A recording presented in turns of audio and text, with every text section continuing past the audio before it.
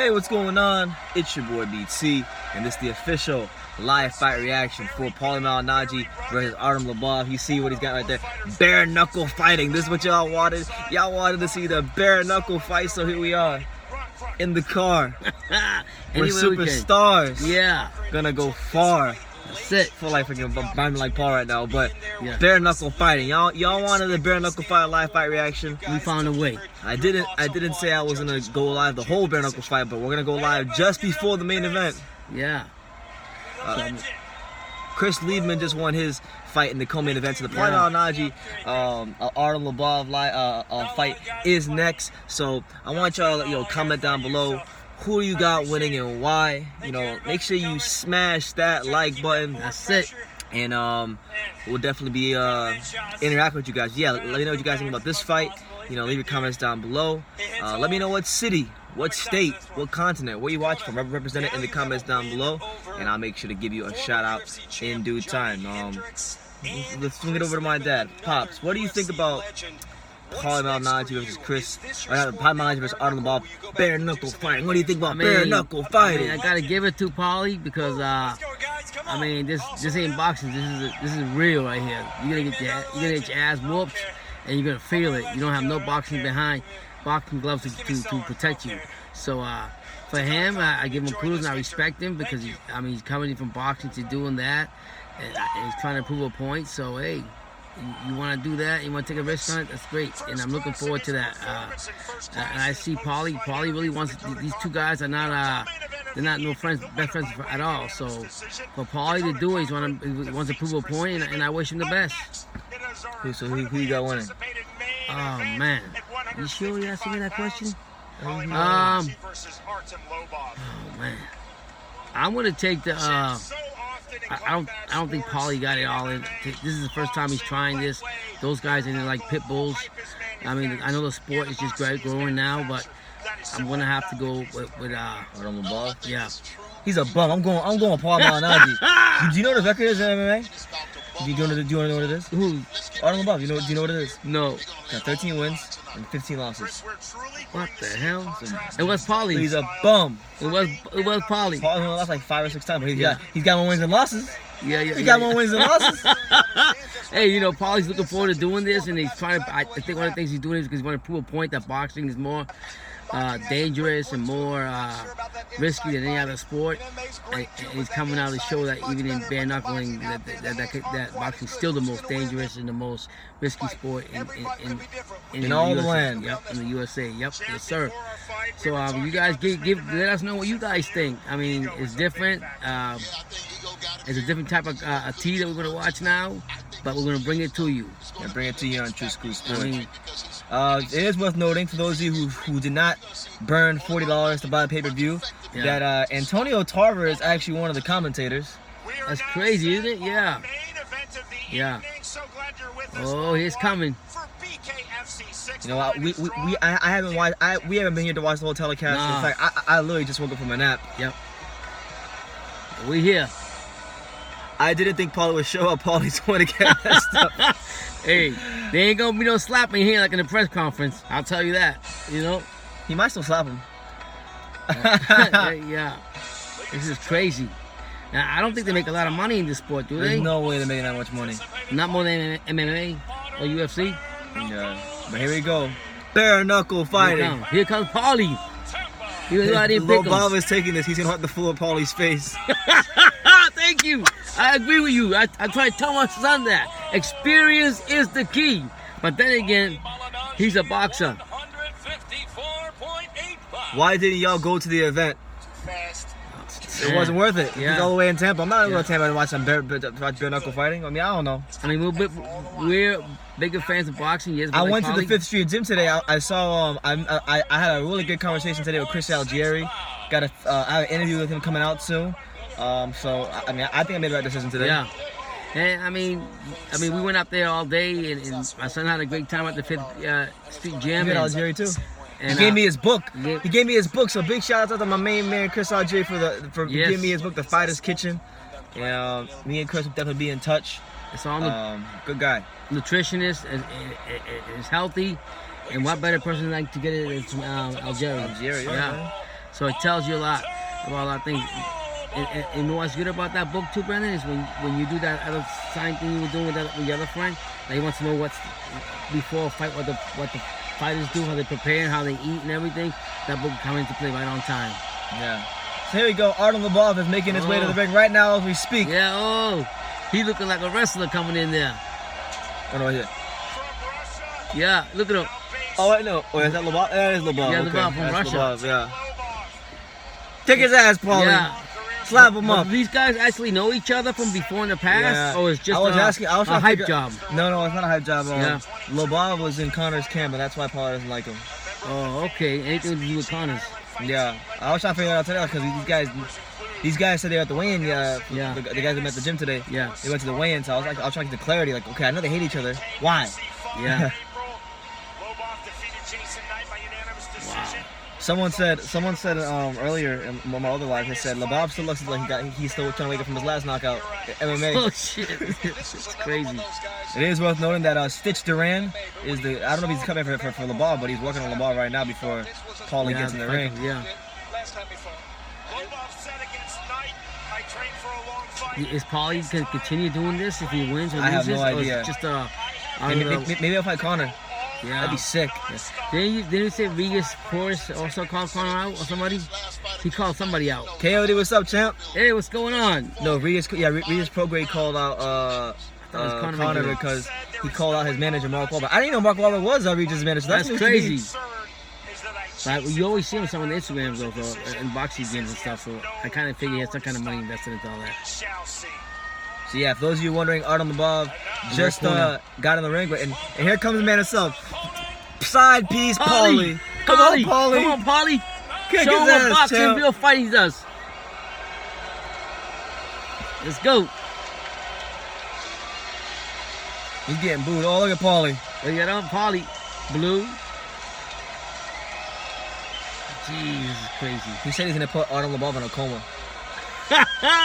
And he said he got hot. He said at the weigh-in, he said he wished his mother was there so he could spit on her too, or slap her too. No, man, that's the crazy. He's just Paulie was saying some real disrespectful stuff. Yeah. He went to the Conor McGregor mural and he took a piss seen on that. it. And he spit on it. Sick. I mean, whatever it takes for the. Paulie's getting a lot of boos. Yeah, and this is pretty sold out too. Yeah. You know. They really hate him because I assume that most of these people are MMA fans. Yeah, of course. But he's trying to prove a point that a boxer can get in bare-knuckles and beat somebody's ass too. Wow, it's crazy. It's packed, man. Look at it's a small stadium. Yeah. You know. Someone said Malinaggi looks so nervous, like he's gonna deep throat his fist. Shit. I'm trying to tell you, man. That dude's gonna put an ass whipping on him. All that slapping he did in the press conference is gonna come out to paying off for the Lobos. How many rounds do you guys think he's gonna last? I'm gonna give him 2. He's gonna stop Lobos. He's gonna stop this man. Lobos is gonna stop him in 2 rounds. If Goodbye. This goes 2 past, rounds up before, Malinaggi's going down. You know, I like him. Paulie's going down. I don't know why y'all sleeping on Paulie. This guy's from Bensonhurst, Brooklyn. Brooklyn! You don't come from Brooklyn. Tyson, Bo. No. But you're not understanding me. He's from Bensonhurst, Brooklyn. You been to Bensonhurst, Brooklyn? No. It's not fucking nice. It's always horrible. Okay, is that where's in Brownsville? It's up there. Wow. It's up Okay. there. Yeah. Okay. Wow. You can see my Paul wants to spit on people. Yeah. Oh my God, he's crazy, man. Italian, right? Yeah, I saw a video where a guy was pulling over traffic. Yeah. He had one of those big buses in New York City, and he was like, "See, back in the day when there was no social media, that guy would get his fucking ass beat, and the traffic would keep going." There he goes. There he goes. Come on, Paulie. Oh, look at Paulie in the blue corner.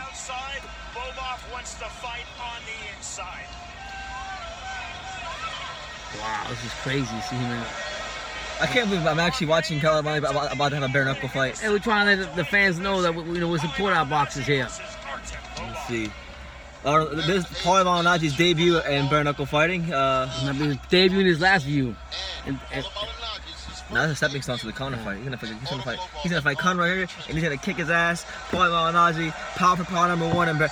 He wasn't the pound for pound king of boxing, but he's gonna be pound for pound king of bare-knuckle fighting. Yeah, he knocked his ass out. What's gonna happen? What are the rules on that? Nothing? I don't know. This guy has a freaking crazy tuxedo. Yeah. I'm surprised this guy's not doing it. The schmo? Yeah. No, not the schmo, the Boxing is boxing, no matter the flavor. You're right. that's right. Listen, man. One thing I know about fighters is this. Okay, even fighters who don't have punching power, when you put 8-ounce gloves on them or whatever, bare knuckles, they're gonna punch a lot harder. Yeah. So for all we know, Paulie Malinaggi, he might be Mike Tyson in this shit. You don't know. That's true. You don't know. It's up in the air. We'll find out. I mean, loosening up. Yeah, he's looking good in the blue corner, boy. You know he's not gonna blink. He doesn't blink when he does his And interviews. it's funny. I think you were saying before, when boxers get in the ring with MMA fighters, they tear them up. The boxers over. Yeah, I'm trying to tell you guys. Like, I've seen MMA fighters. I know it's not boxing. This is not boxing, but I've seen MMA fighters spar boxers a lot, and I'm talking about. Yeah. I mean, my highest video on this channel, grown ass man, Oh yeah. MMA fighter, Yeah. spawned a 15-year-old boxer, 15-year-old kid lighting him up. Yeah. So I could see this being the same way, though. You're right. And You're right. MMA fighters, like, I'm not trying to disrespect MMA fighters, but I've seen a lot of MMA fighters get around boxers. They have no stamina. This Jim today. Last time I saw an MMA fighter in boxing was Mr. Jim back in January. And today, The guy was shot out boxing for 40 seconds, huffing and puffing. Got muscles, six pack. yeah, he got his ass whooped. Yeah. No, huffing and puffing. Yeah. Like 40 seconds of shadow boxing. It takes more. This guy's not even good at MMA. He's a 13 and 15. Yeah. He's in the red corner of the opponent. He is bigger though. I give him that. He's bigger. Yeah.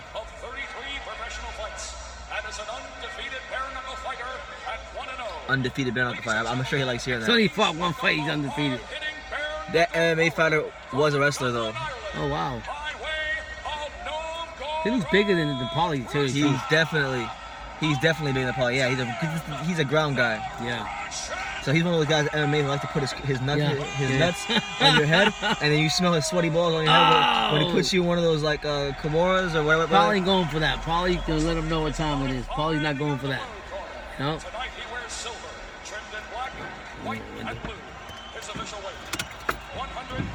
Oh, here's my side. I got that. Yeah. Okay, Paulie Malinaggi get introduced right now. It's your boy BT, True School Sports. We are live here on True School Sports. Yeah. Paulie Malinaggi versus Artem Lobos, live fight reaction here. Oh, he's ready. He looks ready though. I'm telling you, Paulie looks. He's hyped. Yeah, he does. Yeah. Yeah, he does. It's okay, because he's hyped. He's hyped. Look. Oh my God. Paulie Malinaggi like shaking him. Yeah. I don't know if he's shaking to loosen up or if he's shaking because he's nervous. He's getting pumped up, loosening up those muscles. You guys see him? Just did like a 40-second shimmy there. Yeah. Here they go. So we're just moments away from round one. Paulie in the blue corner, and here they go. Pretty soon. Oh, they want some smoke. They want to go. I think Paulie's gonna go all out this round, and I think Paulie's going to try to push the pace because most MMA fighters don't have any conditioning. As far as... yeah. Will do, champ. Hey, Keep the good work. All right, so here we go. Paulie Malinaggi versus Artem Lobos. Bare-knuckle fighting. Oh my God, it's going. Paulie Malinaggi. Who strikes first? I'm going to say Paulie. Paulie just Paulie tried to Malinaggi jab. jabbing down to the stomach. The guy's a lot. Oh! Big 1-2 there from Artem Lobos. Yeah. Malinaggi tying them up. Wow. The referee breaks up. I didn't know they had breaks in this stuff. I don't even know. I don't even know what the rules are. You know they're getting ass whooped. So far, Malinaggi smothering him and working off the jab, but so far I think Lobos probably won the round. Landed a big shot earlier. Paulie's trying to jab a lot. Set the jab up and come up with his right. But the other guy, was trying to finish him off. Lobos just missed a big left hand there. He missed. The ball slipped that easy. Paulie's going to tie his ass up, I think. But I'm still going for the challenge. Come on, Paulie. Oh, Ooh, Paulie Malinaggi slips 2 punches and comes back with a 1-2 to the body. If he would have caught those punches, forget about it. Lobos doing a lot of tying up, a lot of holding. Yeah.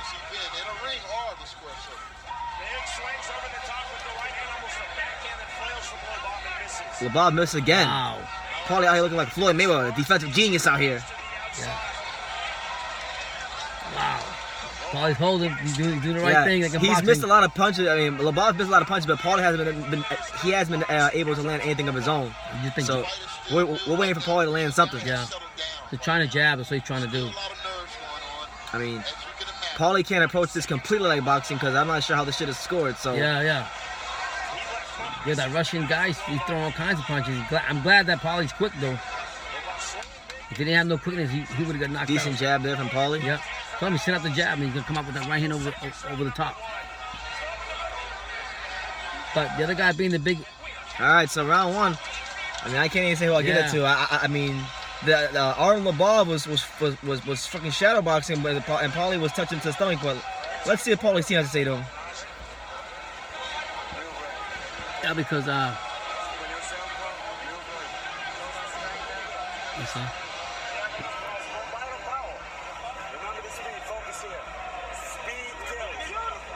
The little shot to Paulie's ribs really hurt.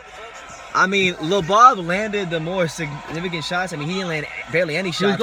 He was going for the gusto, and with Paulie's quickness, like my son said. Paulie just faded. Yeah, and he kept missing those big hard punches. But if he would have caught him, you know. I mean, Paulie's just gonna jab, move.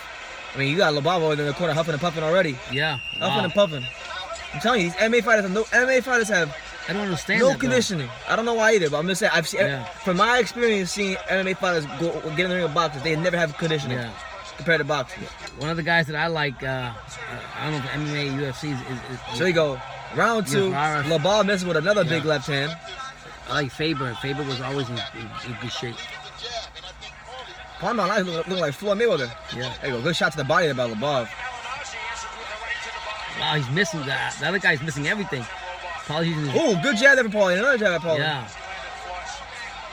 Look, he's going in and out. He's not staying in the middle. He's just smart. This guy's hitting him and moving out the way. Hitting him and moving out the way. He's gonna set it up for that right. He's just feinting him, and he's trying to get him to react to the feints. And then I think he's gonna try to step to the outside. At some point, and land the right hand. I'm waiting for him to land the right hand. Okay, right hand to the body there by Paulie. That landed. The jab to somebody there by Paulie. Yeah. Well, pin back. I think his Paulie Malinaggi just getting a pot shot that right hand on the body. Yeah, Paulie's strategy is to tire this guy's ass out. He's already tired, like Brendan said. He's huffing and puffing. Paulie rolling with the shots there. That didn't land.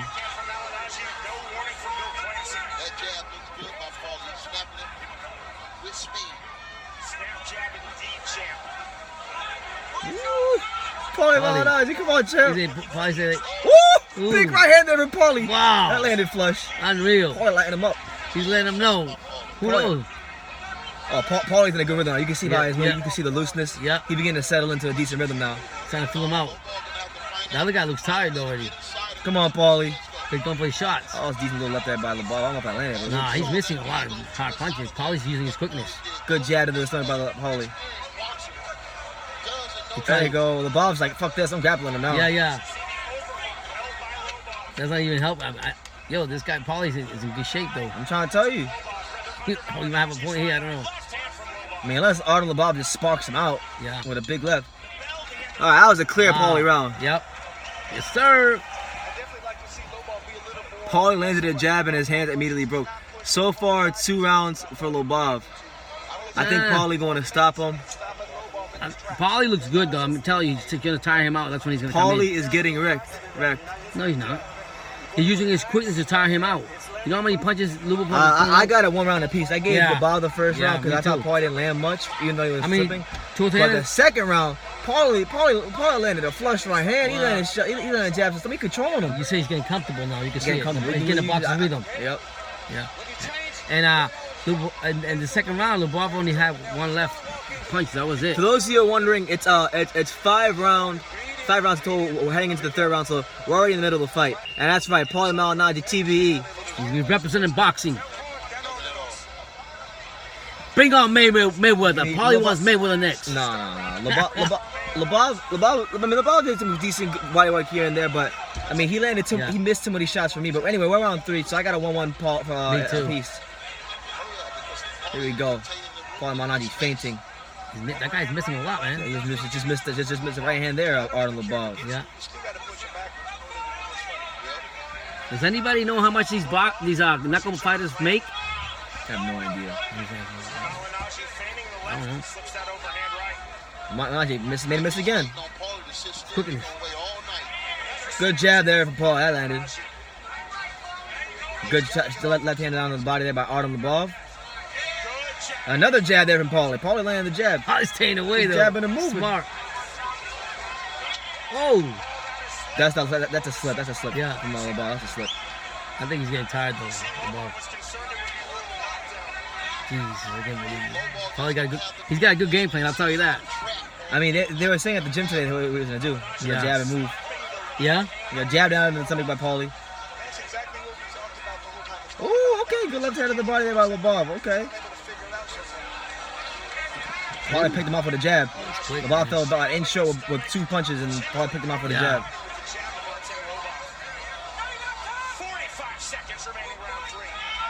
These rounds fly like quickly because these rounds are only 2 minutes. Yeah. I think they all saving the energy to the end of the round. I mean, to the last round. I'm telling you. Another jab for Paulie. Yeah. Oh, that left hand landed from Lobos. Yeah. But that was one of how many though. That. I just want to see Paulie land another right hand. I'm waiting for that right hand to come. Is there any power in there? I don't know. Paulie, I'm talking about. I don't know. I don't think so. But they're not wearing any gloves, so who knows? He's using his quickness though. I gotta give it to him. I didn't see Wilder come out here.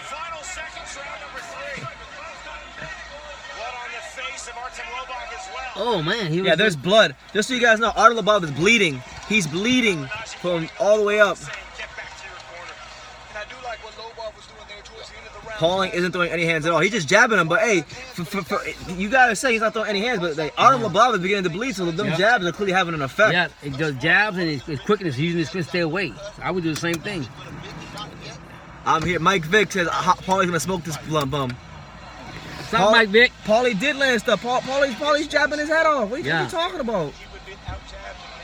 Bam! Pick him up with a jab right there. No, that was Lobos. No, he landed a jab at the beginning of that. Oh.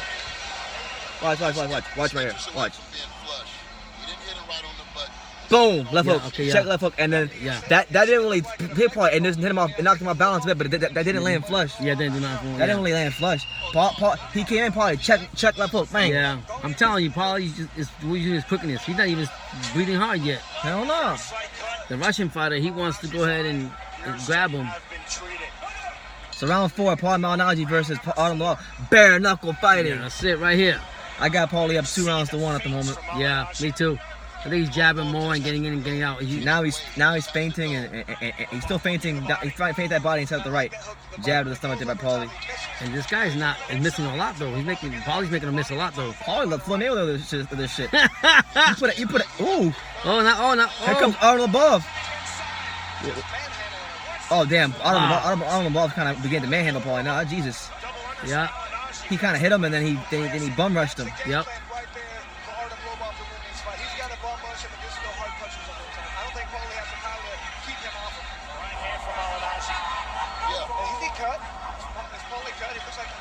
I can't tell if Paulie's cut or not. Is Paulie cut? Yeah, they say he's cut. We know Lobos is cut. Lobos they're bleeding like a waterfall. Yeah. When he bum rushed Paulie. Oh yeah, he is cut. Yeah. Paulie is cut. Jesus. Yeah, on that bum rush. Well, he was punching him too. He was in hard there. Oh, good body shot there from Artem Lobos. Oh, big right hand from Artem Lobos. You gotta give kudos to Paulie because Paulie's standing in there. Yeah, Paulie being in the trade with him now. Yeah. Good jab there from Paulie. He hasn't thrown that right yet. I mean, it's about to be the last round soon. And now you got Artem Lobos tying him up, leaning on him, trying to get him tired. Paulie's holding his ground. Yeah.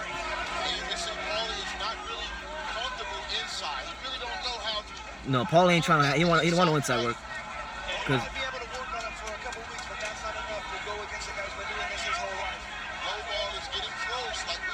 yeah, Lobos beginning to close that range. Good jab there from Paulie, and Paulie ties him up. That's what he's supposed to do. Who do you think is winning this round so far, Dad, at the end of the last 10 seconds? Right now, I'm gonna give it to Lobos? Yeah. I think Lobos winning. Yeah, Lobos taking this one. The bum rush was. The thing though is, aside from that one big moment, I mean, he didn't do a whole lot, Lobos. No. Hey, listen. You gotta give respect to Paulie, win or lose. He's out here fighting a sport that he never done before. So yeah, and they're both bleeding. I mean, Put Artem above 4-0. no. I got it 2-2. There's no way 4-0. I mean, he's jabbing. Paulie's jabbing, getting out the way. This is probably was his worst round right here. Paulie doesn't want that Conor McGregor fight. Oh my God, if that ever happened.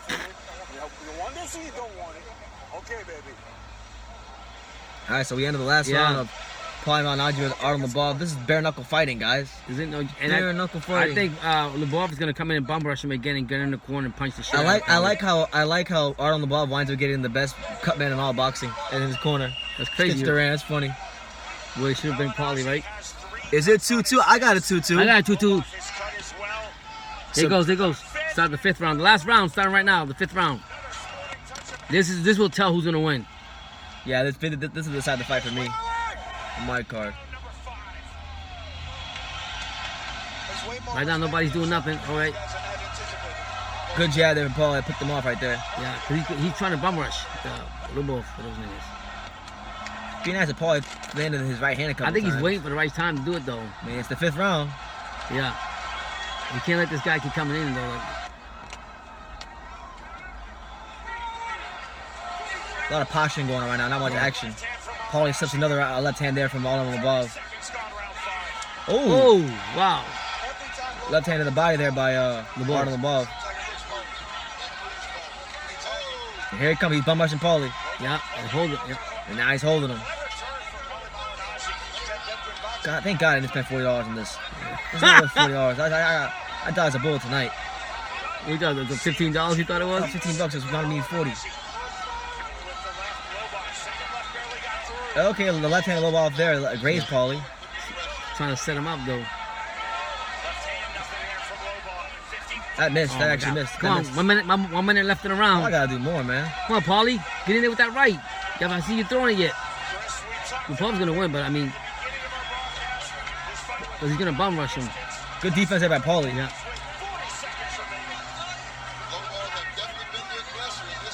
See, if you were scoring this on boxing criteria, like ring general, effective aggression, Paulie would actually win a lot of these rounds because Lobos is not hitting anything. No, he's not.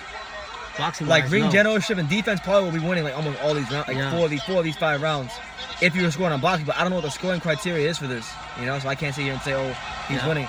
Like Paulie right now hasn't landed anything significant. He's got 17 seconds to do something. Come on, Paulie, throw that right. Nah, he's being safe now. There's 30 seconds. There's 10 seconds left here in the last round. There's no reason for Paulie to go crazy and go for broke. He probably thinks in his mind he's won this round. All right, so 5 rounds. Yeah.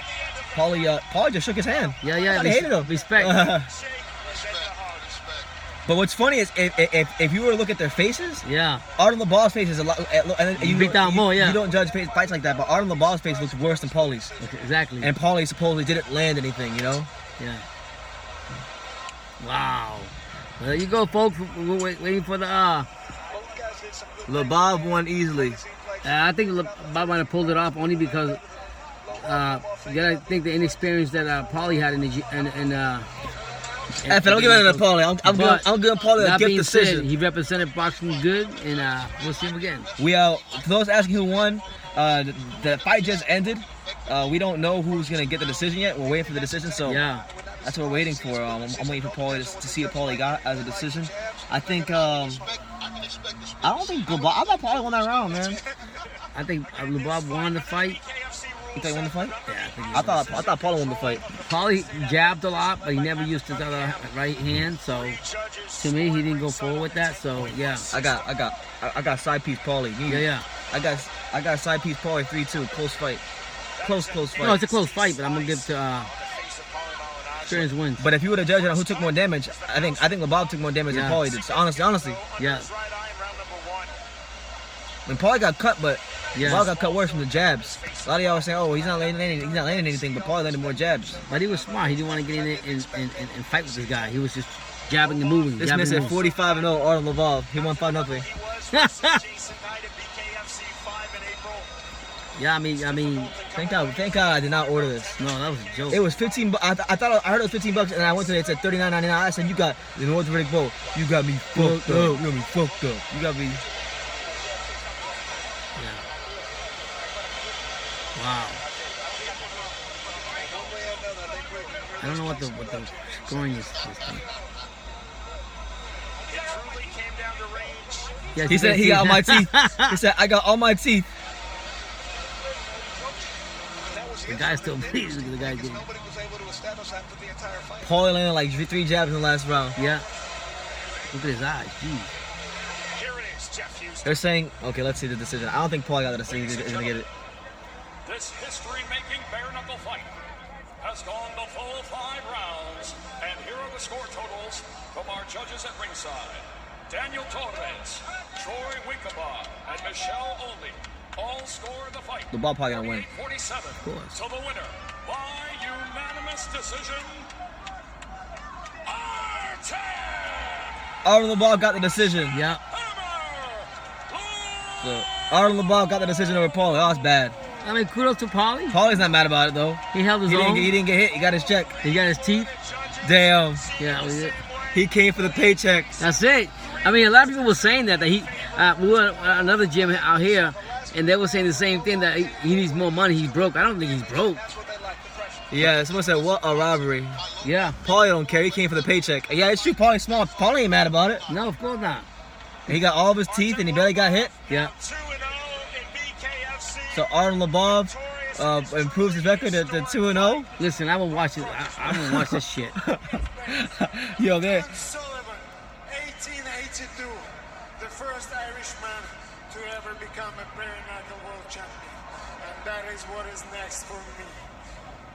Bare-knuckle world champion. Bare-knuckle world champion. Back to where it stands. Artem Lobos, you made John L. Sullivan proud. John L. Sullivan. We got to talk about John, the first heavyweight champion. Yeah. One of the biggest in combat sports history, taking out a 2-division. I can tell you, this is a joke. This thing. I don't like. This is pretty bad. I don't like that at all. This is pretty shambolic. What you guys opinion? You guys like this bare knuckle bullshit?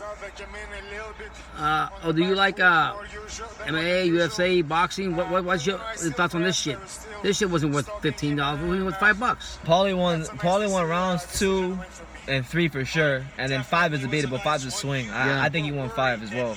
Yeah. 2, 3, and 5. And run around the squared circle, and you'd have to chase him. You did that, but you were very effective once you got in there and used your clinch. Break down this fight technically for us.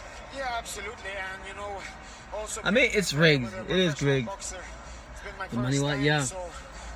I'm not even mad. I'm like Paulie. I don't give a damn. This ain't boxing. Yeah. I just came for the spectacle over there. Yeah. And nobody can say he didn't get in the ring. Name another fighter that got in the bare knuckles. Nobody. He's the first, right? Those body shots were devastating. They weren't devastating. Let me just turn the car on. Artem, you had to deal with not only some physical but verbal abuse leading into this fight. I gave it 3 to the other way. I gave it 3 to Paulie. No, I had 3 to Lobos. More reason to not watch this BS. Jesus. How long it's been around? Not, It's new. It's like this. ain't gonna last long, I don't think. Talk a lot of shit, and then they don't show up. You know, Paulie shows up. There you go. can like him or Respect. hate him, but in terms of as being a fighter, you know, he showed up that time to the spar, both of them, and he showed up tonight to fight. So I will always respect the fighter for that. That's right. Is this feud over? Yeah, definitely. We'll move on to the next things. He made you money. The show What's there to goes talk on. about? The most important thing for me is my son. The rest, who gives a bollocks? It ain't boxing. Damage is what counts. Artem got cut worse than Paulie. If you want to go by that, Artem was cut worse than Paulie. Yep. And he had the better cutter man If too. you want to go by damage, Artem was out there dripping like a waterfall from all the blood. Yeah. You can't rob people on your coming on pay-per-view. Yeah, they did. They robbed the shit out of him. I mean, Wow. he thought Lobos won. Yeah. I thought Paulie won. Paulie Malinaggi, obviously not the outcome that you He's over there saying, "Look, I look good." break down this fight for us. Let's see what Paulie has to say. It seemed like it took a little while for you to get comfortable, get that jab going, using your movement, but break this fight down for us. First of all, I'm still look pretty. I still look all right. You look good, man. All right, at least I got all my teeth. No, I listen. I mean, the first round is always kind of a feel-out round, but I didn't honestly I mean, I'm not even kidding. I got hit with one clean punch all night. Like, in that one clinch, I got hit with a couple of little good shots. Yeah, I told you. In that one clinch, I think it was like two little short shots he hit me with. That's what I was saying. One of the clinches, and that was it. I mean, otherwise, they were like little grazy shots. I hit my stomach, grazed my face. I thought I pretty much outboxed him the whole way. I'm pretty sure, I've broken my hand several times. I'm pretty sure when I threw that jab to the stomach, right hand to the head in round 2, I'm pretty sure my right hand's broken. I felt like I felt a pain that I'm pretty familiar with the breaks I've had. He broke his hand? 2. He won 2, 3, and 5 for me. Yeah. But nonetheless, even after that, I thought I boxed him pretty well. I mean, I thought I got hit with a good shot in the 3rd round. That was in the clinch. You know, while he's getting confused, he's not, like the guy says, he's not boxing. This is, But, you know, I guess that's the analyst in me talking. You know, maybe the rules are different here. And maybe, hey, just maybe, this wasn't meant to be. You know what I mean? Maybe this was just something that, you know, a lot of people in boxing told me, you're above this. You shouldn't do this. You're a 2-time world champion. This is beneath you. And I thought, you know, let me give this sport a shot because I think it's a cool sport. And there's a built-in rivalry that I think the fans would really love to see. And I think they responded in kind by coming out here and were very loud and vociferous. And in the build-up, they were very opinionated. And I thought, you know what? Paulie's talking right now for those who can't hear. The right timing for everything. But maybe, I mean, based on this, people maybe I was wrong, man. Because I mean, I'm 38 years old. I'm too old to start campaigning off a loss. You know, I would have done this again, and I would have considered like coming back. And I didn't mind it. Once I got my feet wet in here, you know, I got into the crowd, and it was cool. You know, I kind of liked the adrenaline rush and whatnot. I don't think he's basically saying, I'm not coming back to this crap. I thought I was winning pretty easily, but it wasn't. I guess it was different. I don't know. Maybe I don't know. I don't know what to say about the decision, really. I mean, from my opinion, I thought I was handily winning. Paulie, people were shocked, especially in the boxing world, that you would come to this sport, bare knuckle, give it a shot against a mixed martial artist. You came over and did it. Do you feel that this is a? Someone said Paulie already spit in his face and slapped him. He already won. Nah, I'm done, man. I mean, like I said, if I would have won, it's a cool thing to come back from. And He ain't coming back. Paulie says he's not coming back. I didn't have a bad time in there, you know. Like once He feels that he won based on his knowledge. I was trying. I hurt my hand around. Paulie giving up the sport. I agree. Paulie Malinaggi won the fight, man. He got robbed. More exciting. Well, you just gotta give respect to him. He's willing to come out there and do it. I don't see the bomber do that. I'm just joking, guys. Don't take it the wrong way. They don't judge enough boxing matches out here because we don't do shit as far as boxing out in Florida. And maybe these guys ringside haven't watched the fight since the 20th century, and they didn't know how to judge it. Damn. Wow. Reality, Paulie going off. I thought this fight was pretty easy to score because I didn't really get hit aside from that one clinch in He's round right. 3. And these are bare knuckles, so once you get hit in the clinch and he helped me down well, credit to him, he opened up these 2 cuts. But aside from that, like I said, I mean, my left hand is sore because I was pacing with it on the way in. Paulie, if this is it, your true class act, you've done a lot for the boxing world and combat sports in general. Thank you. We better expose you to the sport, that's for sure. And to all the boxing fans who told me I was too big for this, my sincerest apologies. I really wanted to give this a shot, and I didn't want to give boxing a bad name, and I didn't want to taint my reputation. I thought I would get treated the right way as an ex-world champion in this sport. And I just told you, man. I just told you, Fight Scott. I said Paulie won the 2nd round, the 3rd round, and the 5th round. They robbed the man. And my dad thought Lobos won. I think LeBron won. Paulie looked like Floyd Mayweather in there. Yeah, what it is, Paulie, David Feldman, well, like you said. it doesn't always happen, but that fight definitely Just the lived CEO up of to bare the knuckle fighting. Yeah. Give us your thoughts on both these fighters' performances tonight. I mean, I thought they both went out there, and I thought they both fought the way that they wanted to fight, the game plan that they came in with, and I thought, this guy's a founder. you really got to take your hats off to someone like Artem to come in and fight a class boxer like Paulie Malinaggi, a 2-time world champion, and go in there and take it to him. That's how I This is feel what like that say, baby. though. I'm Everybody watching says him who's going to win. sleep. It's different. Man, if I would have paid money for this, I would have been heated. Changes everything. When you get hit with a bare knuckle or land with a bare knuckle. I'm sorry, boxing is more exciting. Yeah. I'm sorry, boxing is way more exciting. But that's what Paulie was saying. Paulie said, I mean, you can't compare this to boxing at all. This is I mean, what Paulie was saying was, from his interpretation, he says, I jabbed and I hit more and I did more and I made him miss a lot. He got me a couple times, but that's boxing mentality, he said. I don't know how they judge over here. That's what Paulie was telling the judges and them. But he's not coming back to bare knuckles again. Well, we got this guy that's right here in the background. He fought one half of that war on April 6th. Jason Knight, he's going to be stepping into Leonard Garcia. He thought Saturday, he thought Lobos won 3-2. I thought Paulie won 3-2. Jason Knight versus Leonard You know, Garcia. We've got if you're looking at it from a boxing standpoint of view, Paulie won. He jabbed, he Look stayed at from aside, anything everything. standpoint, he Paulie If won. you look from Paulie didn't get knuckle- hit. I know. He wasn't getting hit. Yeah, and Paulie, if you're looking from a knuckle fist point of view, like Paulie said, I don't know how they judge over here, but Yo, a long. oh god, this who the hell is Jason Knight? he's the next guy fighting the other guy from knuckle. Play it safe. I don't blame him. The guy's supposed to be a way better boxer than you. You're supposed to play it safe. All Artem had to do was go take that fight away, and he did, man. Paulie's soft, and we proved it tonight. He said Paulie's soft and we proved it tonight? He's funny, Paulie comes on the ring and punch him. Paul, slap the shit out of him. As it was last time, but I promise you, August the 10th, Leonard Garcia, he's gonna show up and he's gonna have to fight me. Break that fight down. Bro, I'm sorry, bro. Listen, this All they're doing is promoting this this. bare knuckle shit is trash. I'm sorry. It's a joke. I'm glad I didn't buy this. It's a joke. For me, it's a joke. I don't like it. It didn't excite me one bit at all, to tell you the truth. He got cut by a punch. That means he got hit. Okay. Leonard, what's his name? Artem Lobos got cut by a punch too. And I go through him just like I do everybody Yeah. else. Straightforward. I mean, look, I'm not mad about it. I'm not here to argue. yeah. The fight was lame. The fight it was a lame fight. I don't like the sport, to be honest. David Feldman, thank you for a great event tonight. Let's go. It feels like a watered down version of UFC. Yeah, it's crazy. Ron, great stuff. Thank you very much. Indeed, the winner by unanimous decision in our main event of the I think this is gonna last about as long as BKB lasted. Remember, you remember BKB? How long was that? Artem Lobos led the world. Raw Rook, David, what's up, champ? How you doing? So yeah, it's your boy BT. We're live here on YouTube with my dad. We're watching the bare knuckle fight between Paulie Malinaggi and Artem Lobos. For those of you wondering, Artem Lobos got a unanimous decision. I mean, I gotta respect to Paulie. Like I said, Paulie came in there with jabbing, staying out the way. Even though I took the Lobos to win, but he was. Lobos was missing. I knew he wasn't gonna kill everything. Oh, he's gonna get killed. He's not gonna get killed. I thought the same thing. Fought I mean, a bum. Not like if you fight a good MMA fight, I can say he fought a bum. An MMA bum. 13 and 15. yeah. Straight up, bro.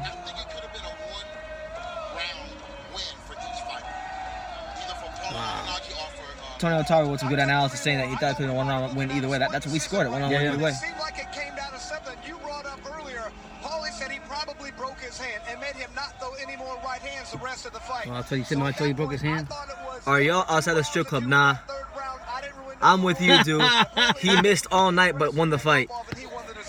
It is what it is, but I will not pay for this. Yeah, well, this is bad. I honestly, for Tarver, forget Paulie for saying Tarver too. Why is Tarver commentating this? Tarver is above this. Gotta make money somehow. That's trying to pay his bills, so he did. Yeah. So yeah, look at those. Paulie's nose turned into Pinocchio. Hey, but he's laughing all the way to the bank. I wonder how much he paid him for this fight. There was someone in the comments that it was $500K. Jesus, for that? That's an easy win for him. So it wound up being a really good decision by Kanan and his dad not to order this fight. Yeah, I'm gonna watch this crap.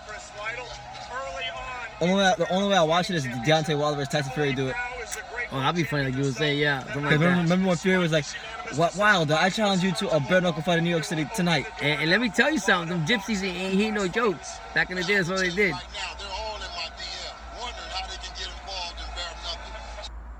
Nah, I'm sorry, I don't like it at all. I need to tell David, give me the hookup, man. Let me get him in here. Yeah. The evolution of combat sports certainly The evolution of combat sports. This is the evolution of combat. This is the boxing is cool. UFC is cool. But bare knuckle fighting is the wave of the future. Brought back from the past and modernized. I like to see how much pay-per-views that people actually make money off that this crap. Boxing's been around a lot longer. It will always be longer. It will always be better. How much was this card on pay-per-view? It was $40. It was $39.99. Hell no. Lucky if I pay $1. We're going to see, I believe, more UFC veterans, more Bellator veterans coming into BKFC. Well, that's the thing, and it's like BKFC. you know just as well as I do. When I go to a certain events, that's Someone said you don't pay for sports. It ain't food or rent. No, it don't, but it put food on your table. You collect that paycheck. learn more about it, they're interested, and once they start coming over, that's the floodgates open, and everything can come from there. Everything come from there. Bare-knuckle fighting. Yeah. They show somebody in bare-knuckles I don't even know. Who? Joe Schmo that was on there for the next fight they're promoting. Casey Knight. Yeah. Paulie is old. Yeah, that's what we're talking about. I've spent more on slushies. I like that one. Hey, and you probably enjoy it better too. The taste of it. Yeah. Someone said, Seven Deuce said, Kimbo Slice is rolling over in his grave. Right? Yo, now Kimbo Slice, RP to the South Florida legend, Kimbo Slice. Yo, Kimbo Slice was in this. Kimbo Slice would have beat up everybody. What? We finish him off quick. He's a cash cow, bare-knuckle fighter. fighting. You used to watch him on YouTube? He didn't play. The first YouTube videos I ever watched on YouTube was a thing. Crazy, yeah. When I was in middle school, we used to watch Kimbo Slice in class. Yeah. Yo, look at this guy, Kimbo Slice. And I remember one time there was a video where he beat up one guy and he punched him and whatnot, and the guy's like, "Hey yo, man, chill." And the kid was like, "Man, yo, punch that, run this shit, nigga." Bang. Yeah, he Yes, gentlemen, it certainly was after months of verbal assault. Yeah, man. There's no way. I mean, I've been telling myself the only boxing I'm gonna pay for is Pacquiao. Yeah. In July. If it ain't Pacquiao, I'm not paying for it. Yeah, this is ridiculous. They're celebrating his win at BKFC. Well, enjoy it, because I'm not watching you guys again. I'm sorry, I don't care who it is. Unless it's Fury and Obama. Yo, shout out to whoever streamed this, because they're the real MVP for the night. That's whoever streamed this on VIP League, on VipBox. Thank you, yeah. Did he try to fight tonight? Kimbo would have got slapped in boxing. They said he got slapped in MMA. He wouldn't get slapped in bare-knuckle fighting, though. I'll put it this way. Kimbo was old, too, when he got into MMA. If he had been a little bit younger... Bro, if Kimbo Slice would have fought in bare... Think about it. He did how many videos on street fighting, on real fighting? You know, none of the shit was around here. It was straight fist. To make a living?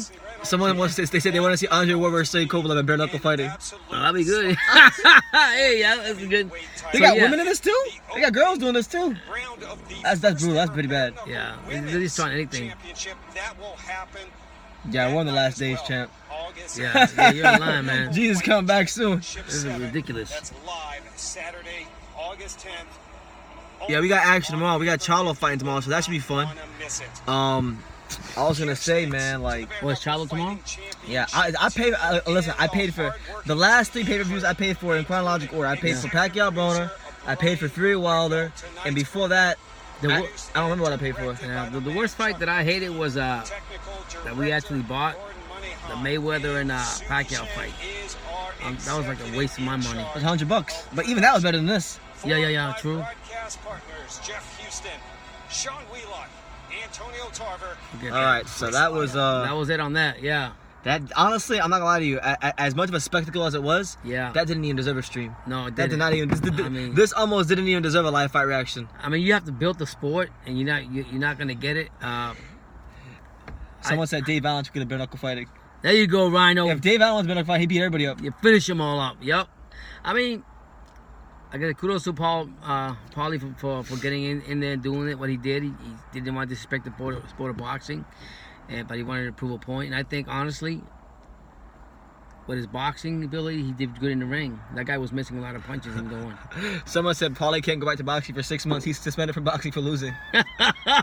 Oh, he didn't lose. He made money, so he's good. Malinaggi versus Usain Bolt in Olympic 100-meter final. Oh shit, this is crazy. Boxing is just so much more beautiful to watch. Oh, boxing is elite of the elite. Been around for a long time. No, I don't care what it is. It will never be better. Showtime needs back Antonio Tarver to. Yeah, I agree. He was good. He was a good commentator. I don't know why he's commenting this BS. Cause nobody wants to pick him up. I think. What a robbery! I agree. Yeah, that was a waste. My son said $15. He was happy. He's like, no, hell no. I was like, $15. Okay, for $15, that's reason I'll pay for it. Then I go there, say $39.99. I say, you got me fucked up. Yeah, it probably was like, I have no teeth. I mean, my teeth are still here. I still look good. My bank account was great. So hey, it was good for me. There you go. But yeah, I mean, you gotta respect him. He tried something different. Depends who you're watching, not Floyd. I'm talking about if you're paying for fights. Listen. Floyd, and that thing was so hyped up. I wanted to see a great thing because I like Manny Pacquiao, but Floyd was a MMA is better. Then what? Then Not oh, of course, the bare knuckles. Yeah. Oh, the bare knuckle. Yeah. We can go there on that. Yeah, 100%. But not boxing. Shit, tennis is better than bare knuckle. Jesus, that's a joke. I I mean, like the tennis more than bare knuckle. I mean, you're gonna have to promote that better than what you did, and I don't know how. They're saying that a lot of the UFC and MMA are gonna jump over to bare knuckles. I don't know. I hardly doubt it because Dana White's not gonna let them guys go. He's gonna make sure he pays them more than enough. Dana White's gonna get into boxing, supposedly. Yeah, you saying that too. Yeah. They've been saying that for almost 2 years now. Yeah. Paulie is banned from Sicily for life. Come on, man. He's an Italian stallion, just like Rocky. Yeah, it's Triple JJJ speaking facts. Boxing is king. Yeah. Boxing is king, but Yeah. it's your boy BT. We're live here for the bare knuckle fight. Honestly, very, very, very underwhelming for all the hype, for all the spectacle. It was very, very underwhelming. But hey, they got us. They got us to tune in once, but they will not be getting us to tune in again. No, I don't care who they're fighting. I'm not. If it's not free on TV, I'm not watching it. That's right. Better, you know, we don't want to order on Fight, F-I-T-E, Fight TV. And then, like my son said, with $15 and the race at $39.99, please. Someone said bare knuckle over boxing all day. Really? I don't know what sport you're talking about. GGG would destroy these guys. Could you imagine that GGG was a bare knuckle fighter? This fight would have been. This fight would have been 15 seconds. Over. Oh. Good night. Could y'all imagine if GGG fought Artem Lobos? This fight would have been over in 10 seconds. Paulie won, but he's glad it wasn't Connor. Connor ain't Artem. No, that's true. Paulie got the olive oil beat off his skin. These guys, I guess you guys don't like Paulie. Yeah, Paulie needs a ban and fine for making boxing look bad again. You have to look at the other side too and give him the respect. Who else in boxing? He barely got hit. I mean, exactly. The motherfucker like He used, Mayweather. was it signs? Yeah, so what's it called boxing signs. The signs of boxing. But like I was telling you, you gotta give respect because who else in boxing would have done that, or would have tried to do that? He was just trying to prove a point, like you said. Boxing's a lot better than this joke. I want to see Clutch Shields in bare knuckle fighting. Oh shit! Just see some girls.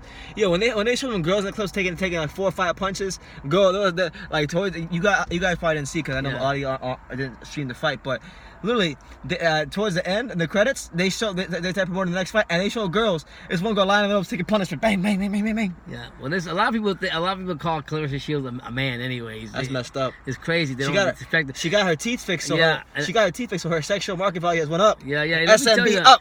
About her. The other day she had me laughing when she jumped on the strip joint on Instagram. She started shaking her ass with the strippers. It was a trip, Who? man. Clarissa Shields. What was she doing? She went to a strip joint and she said, "I like to have a good time." She posted it on Instagram. I thought she was a Christian girl. She's talking about I love Jesus. She jumped a little bit. She wasn't naked at first, but she jumped on the dance, whatever the pole dancers dance, and she put her ass up and she started shaking her ass. Like I was like, "What the hell?" She said, I just like to have a good time and enjoy life. That's cool for I like to be. I like to get loose. Yeah. So I mean, hey. Big Baby Miller bare knuckle. Shit, you better make sure you put a big cheeseburger as Yo, and the crazy thing is with bare knuckle fighting, they probably encourage juicing. There's no way they do drug testing for that. There's no way. I don't know what the regulation. There's no way. I really don't know what the regulation is. Yeah. Okay. I don't know what the regulation. What do you think about Teofimo Lopez's next fight? He's fighting that one Japanese guy who undefeated. It's a good fight, you know. On paper, I'm not too familiar with his opponent, but if you look at on paper, it looks like your regular eliminator fight where you get a guy from the IBF who's not ranked in any of the three sanctioning bodies. And it's a fight he should win. If he loses it, he you know, it's because he got married. This motherfucker was talking about that. He says, the only thing I can say about that is if he got some love before the fight, then he in trouble.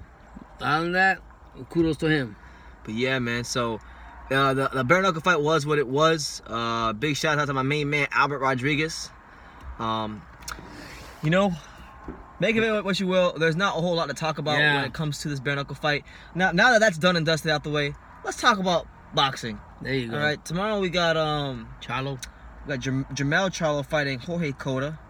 Not really that excited about it. Jorge Cota. A lot of people are saying, well, Jorge Cota is a dangerous opponent. I mean, I saw Jorge Cota fight one time. I remember when he fought Eric Lubin. Yeah. Eric Lubin knocked him 4 rounds, 4 rounds, knocked him out on the as the co-main event of Danny Garcia versus Keith Thurman a couple years ago. I tell you, I mean, you haven't heard much from the Charles since one of them lost their first loss. I don't know if this is the one that's fighting. Yeah. But they kind of humbled him a little bit, and you know, we'll see what's up with. They're not gonna put him up with nobody Like, I would really like to see. I mean, people might think Gigi and him. I've been wanting to see that fight for a long time. That one, or I still want to see Jacobson. But Jacobson move up, I think. I think Jacobson and one of the Charlos, the undefeated one. That's what I want. I've been wanting that fight. Yo, this is mad, right? You want some ice cream or something? It's hot, right? It's hot. It's fucking cold. You want some ice cream or something? You want to go to McDonald's or something? We can go somewhere, yeah. Let's go. You know what? We gonna go to McDonald's. We got some McFlurries up in this mofo. Let's go, champ. It's just because of rain. It's hot as hell in here. We get to the AC on now. Yeah. Coda is a bum. Thanks for streaming that dumpster fire of a fight. Bro, who's got more brittle hands, Paula or Freud? Definitely Paulie. Definitely. Paulie beat Conor McGregor within an inch of his life when they fought, so he got some pop in his hand still. I was waiting for that right. I didn't see him throw that much. Paulie's gonna be like, let me get those chancletas, please. People forever were still saying Lil Bob is the GOAT, LMAO. That's what I'm saying. Bro, Eric Chaluma literally did a squat. If you didn't watch that Eric Chaluma Jorge Cota fight, Eric Chaluma let Jorge Cota do a whole squat. Or Jorge Cota let Eric Chaluma do a whole squat. He did a whole squat and came back and fired a left hand down the middle and knocked him spark out. Wow. That's who Charlo's fighting tomorrow.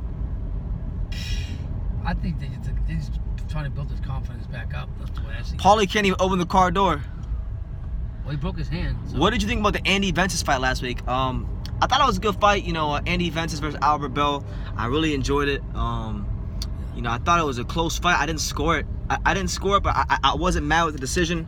I thought Andy did well to counterpunch, and because he's counterpunch by nature. He counterpunched pretty well, counterpunched bigger man. But I think Albert Bell's style was wrong for him. Albert Bell has good work rate for a guy at that size.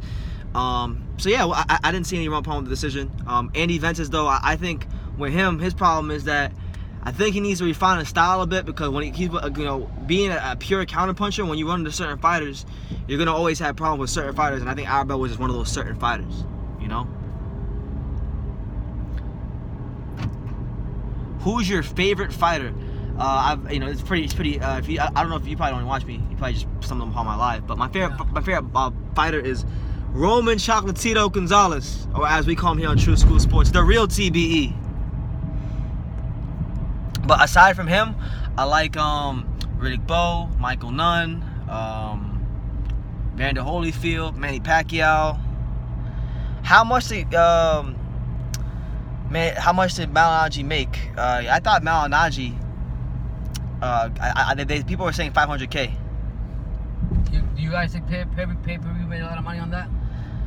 I mean, they sold about $40 a pop, so. I mean, it looked crowded there. I mean, we know people that went there, because all the guys from 5th Street Gym. Big shout out to my main man Dino and the guys from Odd Socks. They went there. Look another one. Holy hell! Look at McDonald's. Look at this junk. Look at McDonald's. Look at this damn line of McDonald's. Go somewhere else. You got me messed up. Go somewhere else. Sorry guys. We going here. Hell no. We trying to get some McFlurries up in this mofo. Probably. Did you watch the Andrew Cancio main event? Yeah, I had a chance to watch Andrew Cancio last night. I was like, you here last night, LA 12. You haven't got a chance to watch it, but it wasn't much to make of. Your boy Machado got folded up again. Yeah, I think he's done right now. I mean, you're gonna come to a second rematch and get your ass beat like that again, and what's his name threw a big liver shot to Machado, and that was it for him. But come on, man. Someone say go get a McChicken. Yeah. Nah, did you eat earlier? Have you eaten today? Yeah, no, I just had a sandwich. I'm not really hungry though. When'd you have a sandwich? No, I just had earlier at the house before we left. Oh, okay. I didn't see you eat. Okay. I'm trying to lose weight. You trying to lose weight? This man said, "Damn, y'all better go to IHOP and hit up Danny's, bro." Nah, I ate earlier. I had me a nice sub from Publix. Big shout out to the fine folks at Publix. I had me a sub from Publix, oven gold turkey, spinach. What else did I have? Banana peppers, black pepper, extra red wine vinegar on the bread and on the sandwich. You know what I'm saying? You know how to do it. Do what it do. Well, you got the nutritionist book by Algieri. Oh yeah, Chris Algieri. So I want to tell you guys. So today I went to 5th Street Gym because Chris Algieri had his book signing there. He came out. He recently released a book called The Fighter's Kitchen, and it has over 100 muscle building and fat burning recipes of things he eats when he's in camp. And me and him had a great conversation today. and I'm probably gonna start eating stuff in there, just to get in shape. You know. You also try to invest in that book because I'm not a big favorite of a lot of recipe books, but that one right there it's easy and self-explanatory. Yeah, you got desserts and stuff there too, so the protein, we know you like your sugar, so. Oh yeah. You gotta. So I mean, for him to do it, for Algeria to come out with that, very humble guy, respects him, and Algeria was dope. Listen, guys, I'm gonna put up that interview soon. Y'all gonna like it. Algeria was just absolutely cool. I learned a lot about him today. Very good interview, about 15 minutes. It should be out within the coming days. So yeah, y'all look out for that. Look at his book too. Let me get hidden menu. Big Mac with 5 patties. Hey, call me on Wednesday and when they have the specials. Oh, the $1, the 69 cent burgers. I'll talk to you then. Yeah. Do y'all have 50-piece McNuggets there at McDonald's? Yeah, we got 50. We ain't getting no 50. That's too much right now. No, that's too heavy right now. And now, if I didn't have that sub, if I didn't have that sub earlier from Publix, then maybe we getting that 50-piece. But no, right now there's no need for none of that. We don't need that. So yeah. It's been real humid up here. It's been humid. Yo, for those of y'all who ain't from South Florida, it's been humid as hell. It's crazy. Be huffing and puffing the minute you step outside. And let me tell you, this car I have here, it's not a BMW, it's not a Mercedes. But you know what? How much did you pay for this hoopty? I paid $300 and was blessed with it. $300, brothers. You paid. But this is my Mercedes here, baby. You got shoes. I had AC in the car all day, so I got my money's worth. I'm getting my money's worth right now. And you got you got shoes that cost more than that. Like the guy that was the gym today, the guy from the Odd Socks, he had those Kanye West Yeezys on. Yeah. They run you for about $300. Yeah. Sometimes even $1,000. Wow. Those socks are pretty cool. Where y'all from? My dad is originally from Lowell, Massachusetts, which is the same town as Mickey Ward. He actually, my dad. Fun fact about my dad, for those of you who want to know, interesting fact about my dad. My dad he didn't have like a ton of amateur fights, but when he was a young kid, he was an amateur boxer out of the Art Romalo's West End Gym in Lowell, which was in the Fighter. So fun fact there. I was born in North Carolina, Fayetteville. I just say Charlotte. Though. I like Charlotte, so I say Charlotte. But really, I grew up in South Florida here in Dania Beach. So Dania is my home, and that's where I say I'm from. So Dania Beach, Florida. That's where I'm from. As far as I'm from Puerto Rico. I was born in Puerto Rico, so that's my background as far as that. You look just like your pops. That's what they say. That's what they say. Although I think I look a little bit better than my dad. Back in the day, I would have, man, what? Back in the day, what? They would have called me Big Poppy. They were calling you Poppy Chulo. They were calling me, Mr. Sexy. And now? Is that what they were calling you back in the day? I wish they did. I don't want too much with females, man. I don't want no headaches, man. My dad said. A lot of my boys has had a lot of kids. Yeah, look at your boy Al. Ooh. Your boy Al was stroking. Yeah. He was knocking them down one by one. He was knocking them down like Steph Curry knocks down 3-pointers. Jesus. Anyway, someone said Lowell was a dangerous city back in the day, wasn't it? It still is. It's still a dangerous city. They actually cleaned it up a lot, but if you go to Lawrence, is the next city over? Yeah, so both Lowell and Lawrence. Lowell still got it, but it's not as crazy as it was back in the day. You're right. I tell you one thing though. Like go to the one over here or the one in Sterling? I can go to one in Sterling. Look, if y'all ever are in the Massachusetts area and y'all ever need a good haircut, just go to Lowell or Lawrence. There's no shortage of Dominican barbershops.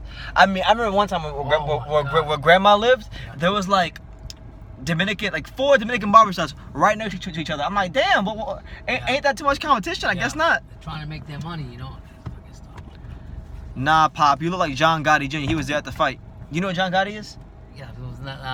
I look like him. Do you know what John Gotti is? I heard him. He was one of the leaders of the Italian mafia. Yeah, I was gonna say one of the big. One of the big. That's not the big mafia guy from Las Vegas, though, right? Huh? Good. Someone said no city is dangerous. People are dangerous. Haha. I agree. You're right. You got that right. That's why like when you hear these fighters like for example like a lot of the American fighters, they'll say I'm from Philadelphia. We come from a different club. We a different breed. Oh, I'm from New York. Or I'm from here. I'm gangster.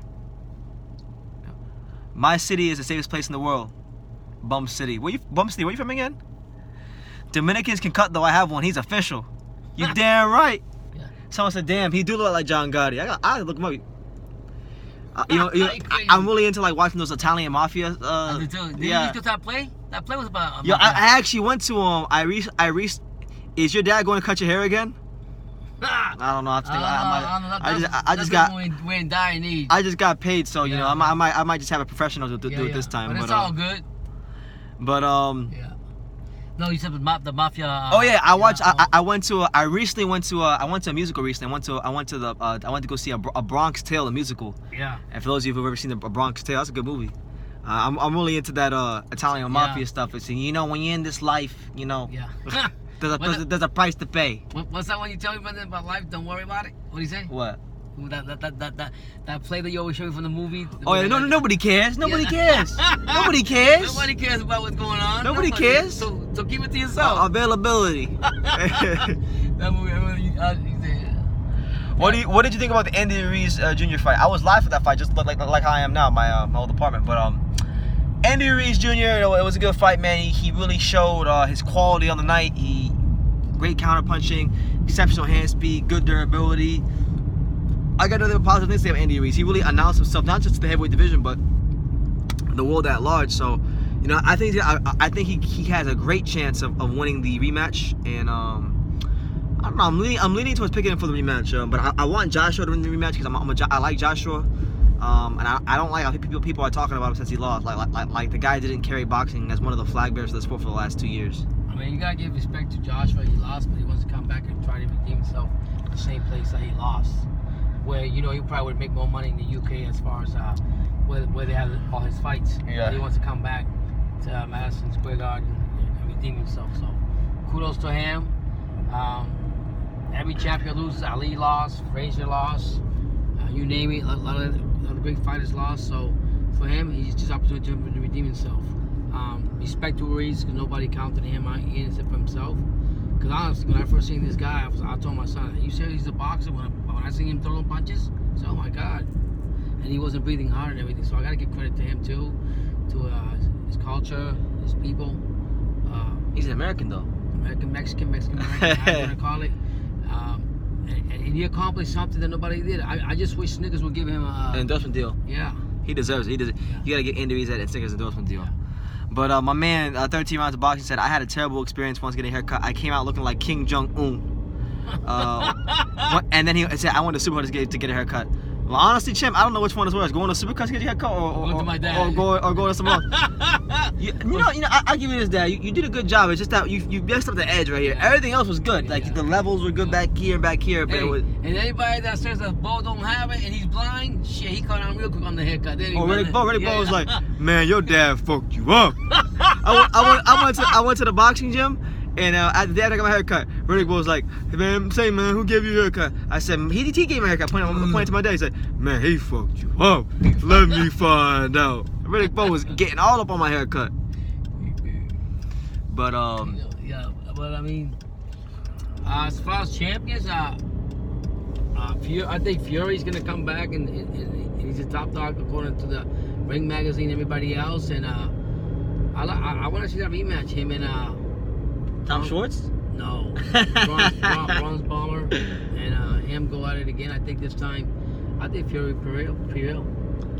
I think so too. I wish they would just give my main man Dillian White a shot. You know, he's been WBC number one contender for 600 days.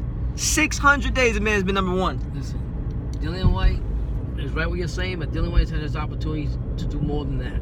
He could have fought Joshua the second time around. But all he's worried about was money. Had he gotten those 3 belts from Joshua, he would have been in the money. Yeah. Someone asked me, do you think Joshua ducked Deontay Wilder or avoided Deontay Wilder? Now, I mean, if you've ever seen my videos, I've always made it a point to say that Wilder is a good fighter, you know, exceptional puncher, but he ducked that fight like the plague, you know. The zone deal. I mean, they've increased offers so many times. I mean, it's almost like they want that guy to have a fucking pension to fight. He needs a pension to fight Joshua Deontay Wilder. Straight up.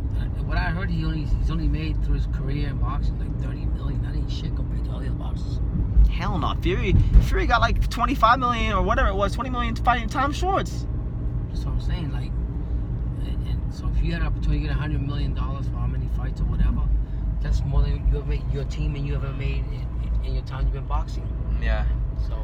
Is Bo gonna train for Lennox Lewis? They could do that on the Wilder undercard. Nah, I mean, unless they actually give him a contract, he won't train. And until he actually signs a contract, he won't train. That's the only thing that'll get Bo to train. Cause listen, Bo loves Cokes. He loves Big Macs. I mean, I've been to McDonald's with Bo. I've gotten him Big Mac. I ran because right near the heavyweight fighter there's McDonald's, and I literally ran to McDonald's and gotten Bo. I know exactly what he likes. He likes to get the Filet-O-Fish with ketchup and mayonnaise. That's what he gets. You're all right, man. Yeah, I mean, but you don't hear nothing. $100 million fight. Sounds like he was ducking Wilder. Yeah, well, Wilder turned it down. He was offered that fight, a couple times and turned it down multiple times. And then now he's found Luis Ortiz. And you know what's funny about Wilder? That I find it was very disrespectful when Joshua lost, is that he had the same opportunity that Ruiz had to get in the ring with Joshua, and he didn't do it. But then he's gonna go ahead and bash on the ex champion. I have no respect for that. Yeah. Joshua loses that fight, but he fought the best competition at heavyweight, better than competition at heavyweight than Deontay Wilder. Wilder still ducked. He wants to see if the Ruiz rematch was a fluke. Well, what's hilarious is it's like when Ruiz won, he starts sucking up to Ruiz. It's like, yeah, it's a blessing to be champion. It's a blessing. All the blessings come down when you become champion. It's about what you do with it. Yeah. He's kissing his ass because he knows he's gonna make a lot of money if he fight Ruiz. Well, at the end of the day, it's like this. Like I said, Joshua didn't duck nobody. Joshua did come out several times and said he wanted to fight all the heavyweights at some time or another before he even lost his fight. So you gotta respect it. But for Bronze Bomber to come out and just bash him like he did, I don't respect it at all. No respect. Malachi Grace says Bo and Holyfield are together a lot. Do they train at the same place? Well, Bo kind of watches over the gym. Like, he works for the gym. He sits there and he kind of just watches over the gym and he gives fighters advice if they need any. Holyfield, he's a business partner with the owner of the gym, and he just works out. So, but listen, Bo don't train for nothing. Bo hits the bag maybe like once every couple weeks. He gets to the treadmill every now and then. Bo don't work out. But I'll tell you one thing right now. It was funny. I try to tell people, like, you guys think Bo is like slow? It's packed. This McDonald's is packed too? Where you live, yeah. Dang, champ. But no, Bo's defense is tight. Like, it's crazy. He be catching shots. Like, he knows how to catch shots really good still. Like, it's like riding a bike, And he was saying, like, he really saying, his story about him was that, I mean, he hasn't had, because I asked him, why don't you train? He said, I'm a trainer, but I haven't found the right boxer yet. And he actually gave compliments to my son. And even his son, but his son likes football more than other. But I guarantee you, that guy got a lot of knowledge in 38 years in boxing. You're not going to get no. Someone says, would you get in the ring with Bo? I get in the ring with anybody. I don't care. Yeah. I mean, I don't care. I told Bo the other day, a funny story. I told Bo I was at the gym the other day, like last week. I was at the gym last week, and I told Bo to put on the body shield and let me throw hard ass punches to the body. And he's like, no man, I can't do that. I can't put on a body shield. But then, like, he let Logan Yoon, who's a 19-0 pro, rip all these hooks to the body. So I told Bo one or two things. I said, either I punch harder than Logan Yoon and you don't want to take these body shots, or you're just scared because I'll make you shit bricks if I hit the body. And he was like, man, you couldn't crack a grape. But then before that, he was saying, man, you punch like Michael Carbajal. Yeah. So I mean, it is what it is. But no, Bo loves money. Who doesn't? Yeah, but the way if you gave him a choice between money or I don't know, a hamburger, I guarantee. I bet you need to pick the hamburger. You love to eat, that's for sure. I mean, you try to get him to work out. You say you get a Coke. Bro, one time, me and Bo, we worked out together for like a week or almost 2 weeks, And one time I was on a Stairmaster, he was on the exercise bike, and this guy was drinking a Coke while he was on the exercise bike. So I said, Bo, what are you doing with a damn Coke in your hand? And he's like, well, I gotta drink the Coke to get my blood sugar up. And I said, man, that's a good one. It's a good excuse, Bo, to drink some Coke. Yeah. Paulie didn't win. Paulie actually he lost via unanimous decision. I thought he won though. Will you fight Wilder in the ring for the right amount? For the right amount? Do I get to bring a gun? I'll bring a gun. Listen, I'm gonna call my good friend Paul Martinez. All right, all that boxing won't save you when I pull out my pistol. you could dodge a jab, but can you dodge 5 bullets? Shit. I don't think anybody can. Oh man. Nah, but like guys who are more my size, I'd fight Nayo Inoue. I'd fight Chocolatito. I'd fight Josh Warrington. Someone said I'd do it for 500K. What's that? Fight Wilder. This guy in the comments. Shit, I'll buy. I mean, Charlie Zelenoff, he held his own. You remember Charlie Zelenoff, the white guy that Wilder for sure about Jimmy beat him up? Okay. Yeah. I thought Paulie won. I thought he got robbed. You know, this is like the 3rd consecutive fight I've watched. I'm talking about boxing as well, where the person who I thought lost got robbed. Because yesterday on the matchroom on the DAZN card, matchroom card, I thought Andre Sterling got robbed against Craig Richards, and I thought Kieran Conway got robbed against Ted Cheeseman. Ted Cheeseman got a gift yesterday, straight up. Ted Cheeseman, man, I like Ted Cheeseman, but he's been exposed as a solid British level fighter, but nothing more than that. His last 2 fights have royally exposed him. Yeah. Bare-knuckle fighting don't respect boxing. But I think that was one of the points that Paulie wanted to bring more respect to the sport of boxing itself by him doing what he did. Even if he didn't win, he showed that the risk for fighters in boxing are a lot more greater than in bare knuckles. My man Albert Rodriguez asked, "What do you think about Canelo?" I wasn't very big on Canelo at first. You know, for a long time I was very skeptical, critical and skeptical of Canelo. I still think he does get a lot of preferential and special treatment. Did you hear that shit about the WBC that made that belt that he could choose whoever he wants to fight in the division? Remember I was telling you about? That the WBC came some special belt for Canelo that he can be able to fight. I forgot, go down and weigh or whatever he wants to do. They call him a premium or platinum champion or some bullshit like that. Yeah, I'm like, what is this shit right here? You know? So, I mean, they cater to him. I get it. He sells. He put people on seats, so, you know. But, yeah. To make another friggin' belt, please. But I wanted to get to Albert's question. I'm sorry. Canelo is an A-level fighter. I got him ranked as a top 5 pound-for-pound fighter. Really good fighter. I thought his performance against Daniel Jacobs was absolutely exceptional. You know, took a good fighter in Jacobs and made him look like a nothing fighter. So yeah, for me, a pound-for-pound top 5 fighter, I'd probably have him somewhere around like 4 or 5 pound-for-pound. But great fighter, great talent. Saunders versus Canelo would be a good fight, though. I agree with my man Malachias. They need to go ahead and do that one. That'd be a battle right there. What do you think Billy Joe would do with Canelo, Dad? I think he would run for his money, to be honest with you. Yeah. I like Billy Joe. I'm gonna ask my dad. I'm gonna ask my dad this question, Daniel. Let me see what my dad has to say on this. Hey, Dad, would you fight Mike Tyson for $10 million? Yeah, just make sure I have the SWAT team in front of me.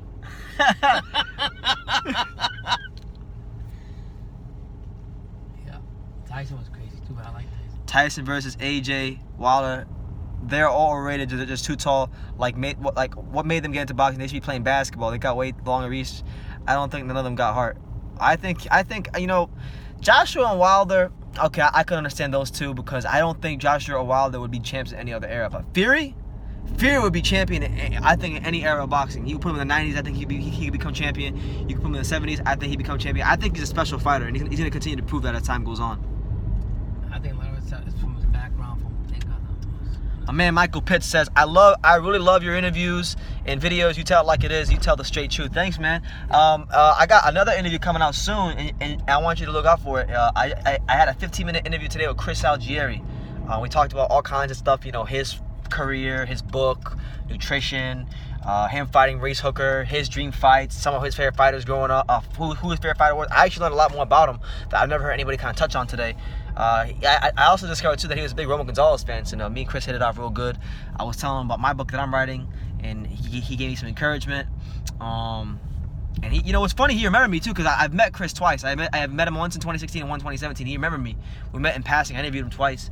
So that was pretty cool that he remembered me. You know, I've noticed that when people meet me, they don't forget me. I'm not trying to be arrogant, but when people meet me, I seem to be a guy that they remember. Look where we're at McDonald's. Look at this. Yes. What you getting? I want to ask you, who's the biggest heavyweight? The Big Mac or the Whopper? Sorry? I said, who's the biggest heavyweight hamburger in the world? The Whopper or the Big Mac? You mean the quarter pounder? Yeah, there you go. Man, you're a referee. You know better. Which one you think is better? Well, the quarter pounder is like a quarter of a pound. You can get a double quarter pounder, which is half a pound. Okay. Well, my question was, is the Whopper better than the quarter pounder, or the quarter pounder better than the Whopper? You're saying like the Whopper from Burger King? Yeah. Well, I don't. Don't be biased. I'll give you a raise. Don't be biased. I don't eat it. I don't eat like burgers because I work at a burger place. So I eat burgers all the time here. So Okay. Good answer. Good answer. You're not biased. You get an Oreo McFlurry. Okay. Do you guys have the ice cream machine still going or no? Yes. Can we have what you want?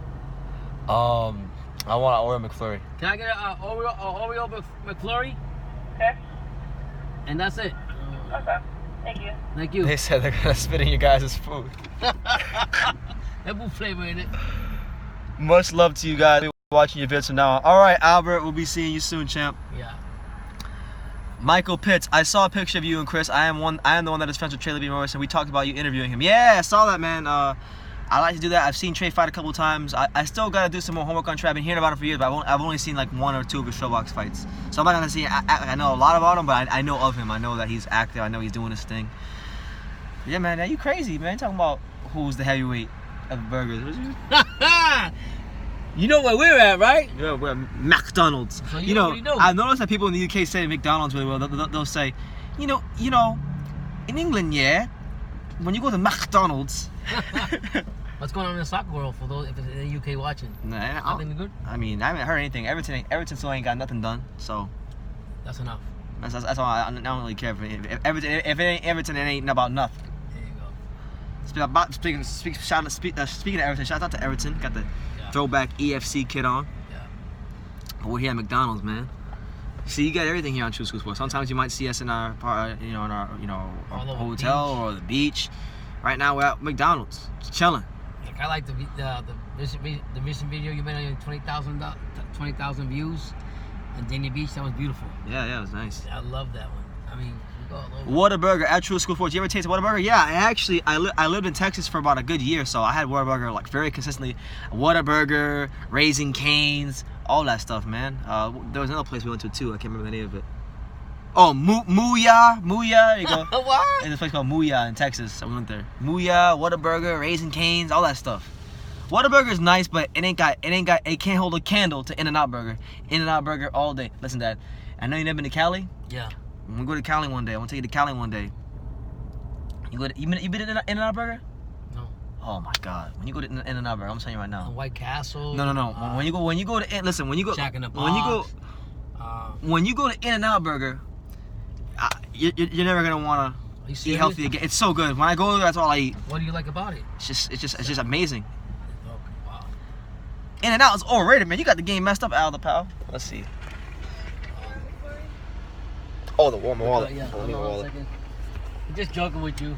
You don't have time to be joking, right? With the Burger King and McDonald's. You guys are busy. Yeah.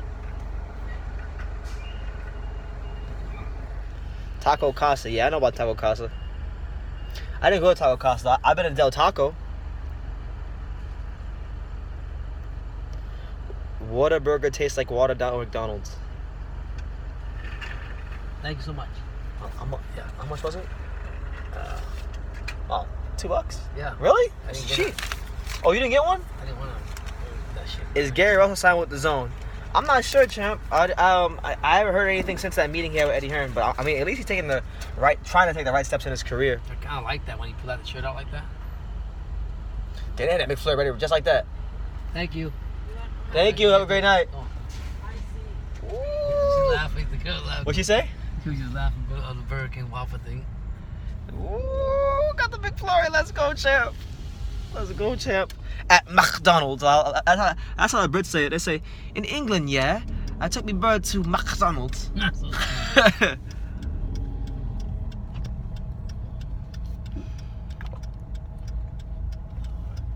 Someone said, take a page out of Canelo's book, and have your daily dose of computer roll, and you can eat all the burgers you want. Whataburger is the real deal. No, champ. In-N-Out Burger is the real deal. You got the game messed up. What is it? Just the flavoring, the grilling? What makes them so great? It's just a quality burger. It's a quality. Everything is quality. French fry. The French fry is pretty good. Everything's good at In-N-Out Burger. The shakes are good. Right. You know, one time when I was in LA, Yeah. 2016 for the Quadras Chocolatito fight. I remember at 3 in the morning. At 3 in the morning, I took an Uber from Inglewood to downtown LA because they had an In-N-Out Burger in downtown LA. Yeah.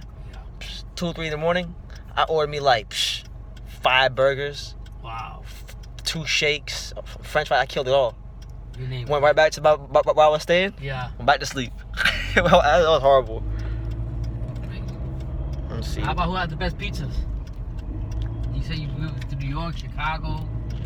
Okay. There you go. My man LA Toronto knows the deal. In-N-Out over Whataburger all day. Now, better question is, what's the best pizza place you guys have ever been to? I'll tell you my best pizza places, okay?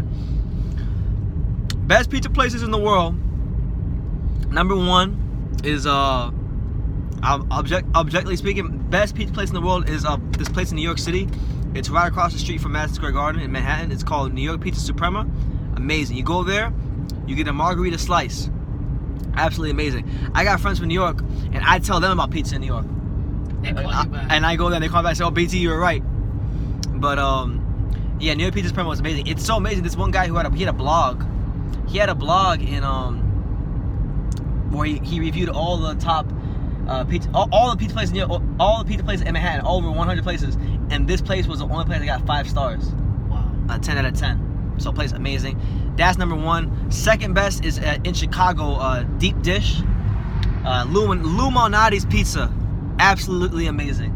Wow. So there's there, and then third, you know, I gotta show love to the local pizza joint. You know, big shout out to Antonio's Pizza, Dania Beach's very own Antonio's Pizza. Pretty good Italian spot. This food has legitimately gave me the munchies. 420% hunger. Leo Santa Cruz should retire. He ducks Gary Russell and Guillermo Rigondeaux. Well, all he cares about is putting a good fight on for the fans, man. The fans. All he talks about is putting on a fight for the fans. Rigondeaux is fighting next week. Rigondeaux's fighting, I think, tomorrow. Yeah. Against Julio Ceja, if I'm not mistaken. Yeah. Lil B-Hop was is fighting tomorrow as well. So big shout out to Chris Colbert. Yeah. I want to answer my man LA 12's question. Gary Russell versus Tevin Farmer. Gary Russell all day, easy money. That's easy money. Tevin Farmer overrated. He's super overrated. He's talking too much junk. He's got a fat head. He got a fat head now. I mean, the guy came up. I love the story. He got a fat head now. He's talking about, you gotta call me out respectfully. I'm the champion now. It's crazy. Call me out respectfully. I mean, Jonah Carroll didn't have to call you out respectfully. He got a fight because he knew he could beat him. Yeah. And he went life and death with Jonah Carroll. It's crazy, right? We were live for that fight. That was a good fight. No, we weren't at the fight. We're actually just come back from McDonald's. Got me a McFlurry. And just now, you know, we talked about the fight. You know, we thought Paulie won. Well, I thought Paulie won. He thought Artem Lobos won. Artem Lobos got the decision. Ain't too mad about it. It was what it was. It was an absolute shit show. I can't lie to you. It was an absolute shit show. One that and it was a bullet that I dodged because I would never have bought. $40 would have been absolutely crazy. You know, I could have bought like 15 more of these McFlurries for $40. You know. Yeah. So thank God we didn't do that. But it is what it is. You guys drop your questions down below. Yeah. My phone's at 33%, so I got time, man. We got time. Yeah. Yeah, he's got a fat head, man. I don't know what's got into him from. You know, the guy wins a couple. He wins a vacant belt. He opens up a strip club, Yeah. and he makes a couple defenses, and all of a sudden he's the cash cow boxing. You gotta call me out respectfully. They knocked the shit out of you in the ring. The boxing community is deserting Malinaggi on Twitter for losing to a 13-15 MMA guy. Are you serious? Yeah. Come on, man. What do you think about Gervonta Davis? Man, they say it's hard for him to make the weight, to make the weight. Listen, Gervonta Davis is a special talent, but he needs to dedicate himself to the sport more. I think he could really be a superstar. I was watching his fight against Jose Pedraza a couple weeks ago, and man, the ovation he got, the kind of attention he commanded, just the presence he had in the ring. He was special on the night, but he has not had anything close to that kind of a performance or against that level of opposition since then. So Leonard Ellaby and Mayweather Promotions, they got him on straight training wheels. They got him in straight witness protection. And he's not going to fight anybody worth a damn for quite some time. So don't expect anything. I know he's fighting Ricardo Nunez soon for his homecoming fight in Baltimore. Yeah, I don't like Mayweather Promotions. They bullshit too much. You know, The fight that disappointed me the most was TBD. He got ironed out. Got I flattened. thought he was gonna do all this. He didn't do shit. Got absolutely flattened, Tabiti. Just got off work. What happened? Yeah, HG13. For those of you who are just funneling in here, for those of you who want to know the results of the fight, Artem Lobos got a decision over Paulie Malinaggi, but I thought Paulie won him. He got touched maybe flush with maybe 2 or 3 punches during the whole fight. The guy looked like Floyd Mayweather at times with the way he was throwing punches. But again, this is not boxing, so I don't know what the scoring criteria was. Yeah, but he lost. Paulie got robbed in a bare-knuckle fight. Is what happened. That's right. Imagine if Lobos could kick. I mean, I think Paulie with his quickness, he made Lobos look bad on a lot of his shots too. Yeah. So someone said Triple G is a diva. Well, What do you think? Well, I mean, who's he fighting? He just fought. Who he fought? The last fight, I didn't give a shit about. But, Steve Rolls? Yeah, but I mean, when he starts fighting more competition, we'll see. We'll see how. I guess Jonathan Banks, his new trainer, says he's gonna get better and better as his next fights come up. He's getting stopped by Canelo when they fight again. Huh? He's getting stopped by Canelo when they fight again. You serious? Yep. Easy money. I don't want to see that third. Honestly, I don't want to see that trilogy. I don't know why. It doesn't excite me no more. I mean, and to be honest, the last fight I see with Gigi, to me, I think he's done. I compare Gigi versus Canelo. old, Gigi versus Canelo is like when you start dating a girl, and you know at first everything is great, it looks so beautiful, everything is exciting, but then after a while you get tired of it. Yeah, but that's that fight is to me. I mean, he got Rolly got a couple shots on him, and he just looked. Didn't look like the Gigi of old. Granted, I know if Father Time catches up with you, but I don't think he's gonna dominate. I mean, if he gets back with Canelo, he's gonna lose again. He's gonna win, making money to retire, but that's about it. Someone said at least Paulie got nice money. Yeah, he did the right thing. Shoe business. And his teeth are in check too. So yeah, he still looks good. He said so. He did right. I mean, that's what you're supposed to do. Find a way to make money without getting hurt. He did the right thing. You know, and the funny thing is, like we've seen Paulie go off about when he's been robbed in boxing, like when he fought Juan Diaz. Have you seen that when he ran to after the fight? He's crazy. He's psycho. He was like, boxing's full of shit. He was going, that's why I just do it for a check. And somebody was saying that like I told you throughout the gyms, they were saying like, yeah, he's just doing it because he's broke. He ain't broke. He's just making money. I mean, look at the guy that fought Mike Tyson. They have that? What's that? Someone said you should have got that waffle McFlurry. I didn't even see that. I don't even know. Damn, I'll have to try that sometime. What is it? A waffle McFlurry. I got waffle stuff inside of it, bro. Yes, Yeah. that sounds fire. It was. I mean, but it was just like that guy that fought Tyson. He lasted 30 seconds. Peter McNeely? Yeah. And he made that money. What he said in the press conference, in the pre-fight press conference? He said, "I'm gonna put you in a cocoon of pain." A cocoon. Never heard the bell rang and he was out. Out. But he made what, $1 million? What did he make for nothing? Mm-hmm. Jeez, he was smart. The first punch that Tyson threw, he just fell. He didn't get how far that punch was. No. Do you think Canelo was really trying to cheat when he failed the drug test? As a Mexican, I do. Then when him and Miller, he was overweight, like 10 pounds. Yeah, I think so. I think he cheated on purpose. Big cheater. You know? How you gonna say, oh yeah, the meat? Fuck out of here.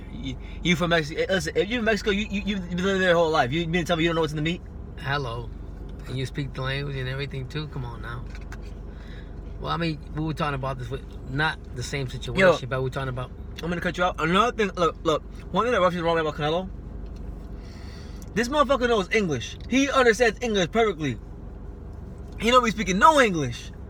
Like I want that's why I want Andrade to beat him. I want Andrade to beat him so he can speak English. How because I can understand if he didn't know English, but he literally sitting there the whole time. Listen, yeah, understand everything you said, and then he respond in Spanish.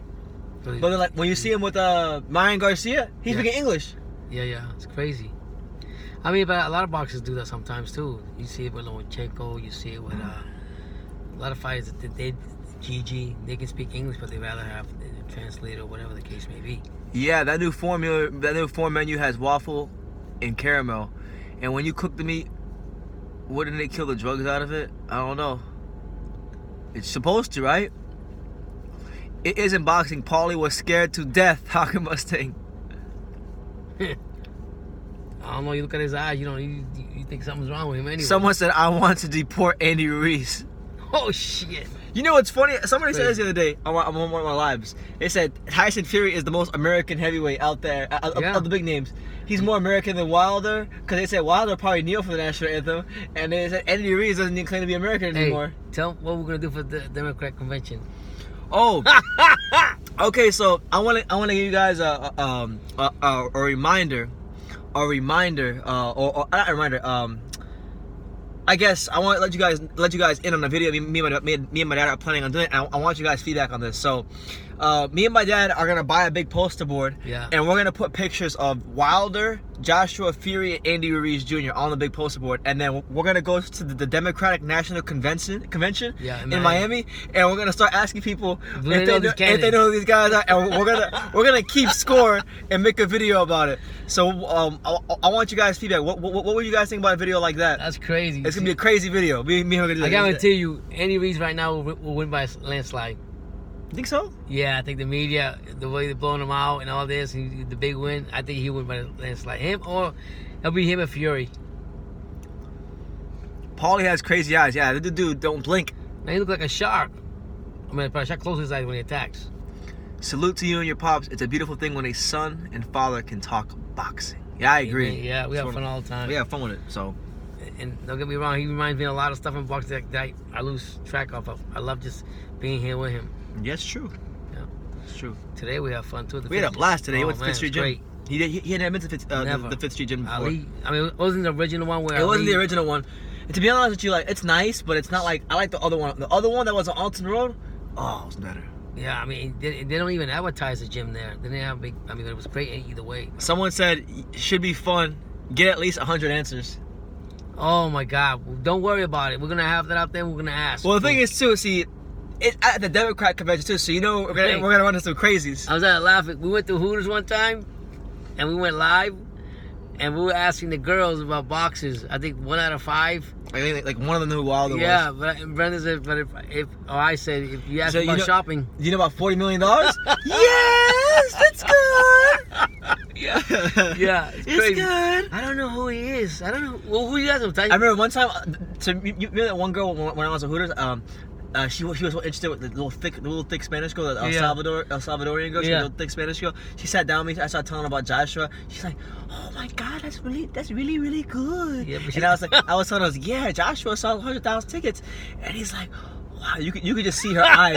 As I showed her Joshua, she sees the big muscles, and as I see her talk about, he sold 100,000 tickets. He made this much money. Wow, has no clue. Her eyes are lighting up. Some of them, I mean, I confuse them with like, okay, I don't know who. Someone says you should wear a Make America Great Again hat too when you go. Oh, there you go. I would. It'd be funny. Yeah. Right. No, I'm not trying to get into any fights though. No, we just have... all the angry feminists are going to say, hey, did you hear what Trump said today? Did you hear what he said? Hell, that we're just there to see how many people know who these people are. Do you think Andy Ruiz can make more money than Canelo with Canelo? Yeah, I think so. You think so? Hell yeah, he's a Mexican heavyweight champion. I don't know about that still. He's a Mexican... Popularity, though? He's a Mexican heavyweight champion. The first, but Canelo's more popular right now. No, you know, you don't think so? You don't understand. He beats Joshua... If he beats Joshua in a match, he's a cash cow boxing. Wow. Easy.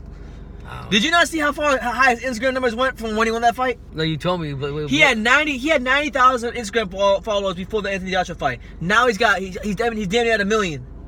That's crazy. I remember back in the day, like back in January. Yeah. I could DM Andy Ruiz and he would respond. Now I can't DM him. How good to him. Do you think Paulie was scared to let his hands go? No, he broke his hand in the second round. Yeah. He even said it. He said the first time he felt something weird in his hands. Wilder would have murdered AJ. Nah, AJ's still gonna be Wilder when they fight. If Wilder ever hikes his skirt up, Wilder's getting beat. Listen, you said whatever we said about Wilder, but Wilder all he does is fucking talk. We can bet too if you want. Yeah, Cash App. All he does is talk. Cash App, Venmo. He does. I gave him that. He got that devastating right hand. I'm not taking nothing away. I'm just saying, like, it's like I told my son in one of our videos before. Him King Kong and Dylan White had a chance to step up to the plate and fight Joshua. And guess what? Nobody did. So guess who I respect more out of all three of them? Reese. Because he stepped up after fighting a few weeks before that, to take the fight with Joshua. Yeah. Someone said Canelo's pure Mexican and Manny's Mexican American. Ryan Garcia is super washed down, but he wants those Mexican fans, so he's learning to speak Spanish. Yeah, he's got to. That's money. Yeah. I mean, Sir Charles, you think that's true about what AJ beating Wilder? Yeah, I've maintained my position. Listen, just because AJ got beat by Andy Ruiz doesn't mean everybody has a bad day. well, not even that. Styles make fights. He ain't Andy Ruiz. Yeah, he's not Andy Ruiz. No. Straight up, he's not. He don't got the hand speed. He don't got the kind of hand speed Andy Ruiz got. He's not as durable as Andy Ruiz. He don't got the stamina Andy Ruiz got. It's a different fighter. And another thing, Joshua is a straight Joshua. He's a 1-2 kind of a straight up and down fighter. So when he fights guys who are short and has to punch down, he ain't really like the most like. Well, they say flexible guy in the world. He's not used to that. Now Wilder 6'7", he's right there. While Joshua, so Joshua can just go. He can just go bang, bang, bang. I think Joshua learned a lot from this big loss he got, and I think you were saying that he should change trainers. Oh, hold on. I'm gonna cut you off respectfully. Someone said Wilder agreed to take $15 million. What rock y'all been under? Well, drink more water. I haven't been under no rock. I've covered the whole saga. I don't know if you've subscribed to me, you watch my channel, but you clearly must not know who you're talking to. He verbally agreed to take it, yes, but there was no contract signed. They were not willing to meet up and sign any contracts. Then then they tried to pull that bullshit $50 million. Oh yeah, we sent you a $50 million. It's in the bag, AJ. And then Eddie Hearn said, okay, we'll take the $50 million, but we want to discuss the terms. We want to see what it is we're accepting. That's smart. You don't just go into a business deal and say, here's $10. Well, I'll pay you $10. What I gotta do? I'll tell you later. For all you know, somebody can tell you go suck somebody off, suck them off. That's true. I mean, it don't make no sense. So, Eddie Hearn couldn't even get a meeting with Shelly Finkel. When they verbally agreed, that's an underrated fact. People don't talk about that enough. Eddie Hearn and Anthony Joshua. Eddie Hearn said that the $50 million is no problem. He just wanted to see the terms. But Shelly Finkel says no terms. You either accept it first or no meeting. Yep. When you accept it, they won't have a meeting. Yeah. And then on top of that, stupid. I mean, I was just telling my son that the most earnings that Bronze got was $30 million. You just got offered $100 million, and you turn it down. To fight Dominic Brazil. Yeah. And they say he's gonna bet on himself. And then if Bronze was the champion that everybody says he is, right after he beat the shit out of Brazil, he should have called out Joshua. Did he do that? No. No. In fact, what he did was worse. He waited till the night before Anthony Joshua's fight, and he announced that he's fighting Luis Ortiz. So. Then he lied. Then he's out there lying, saying, "Oh, well, I'm fighting Fury too." So as far as money, and I said, "Well, Fury didn't say you're fighting him, so unless Fury says you're fighting him, I don't believe you." If I offer you the $100 million and you only made $30 million in your career earnings, and you're a better promoter than what Bronze Bomber have, because nobody promotes Bronze Bomber. That's why nobody knows shit about him. But if he had gone with somebody like Eddie Hearn or somebody else that has nothing to promote, people would know who he is. And not only that, he would have got more sponsors. But he's dumb as a rock.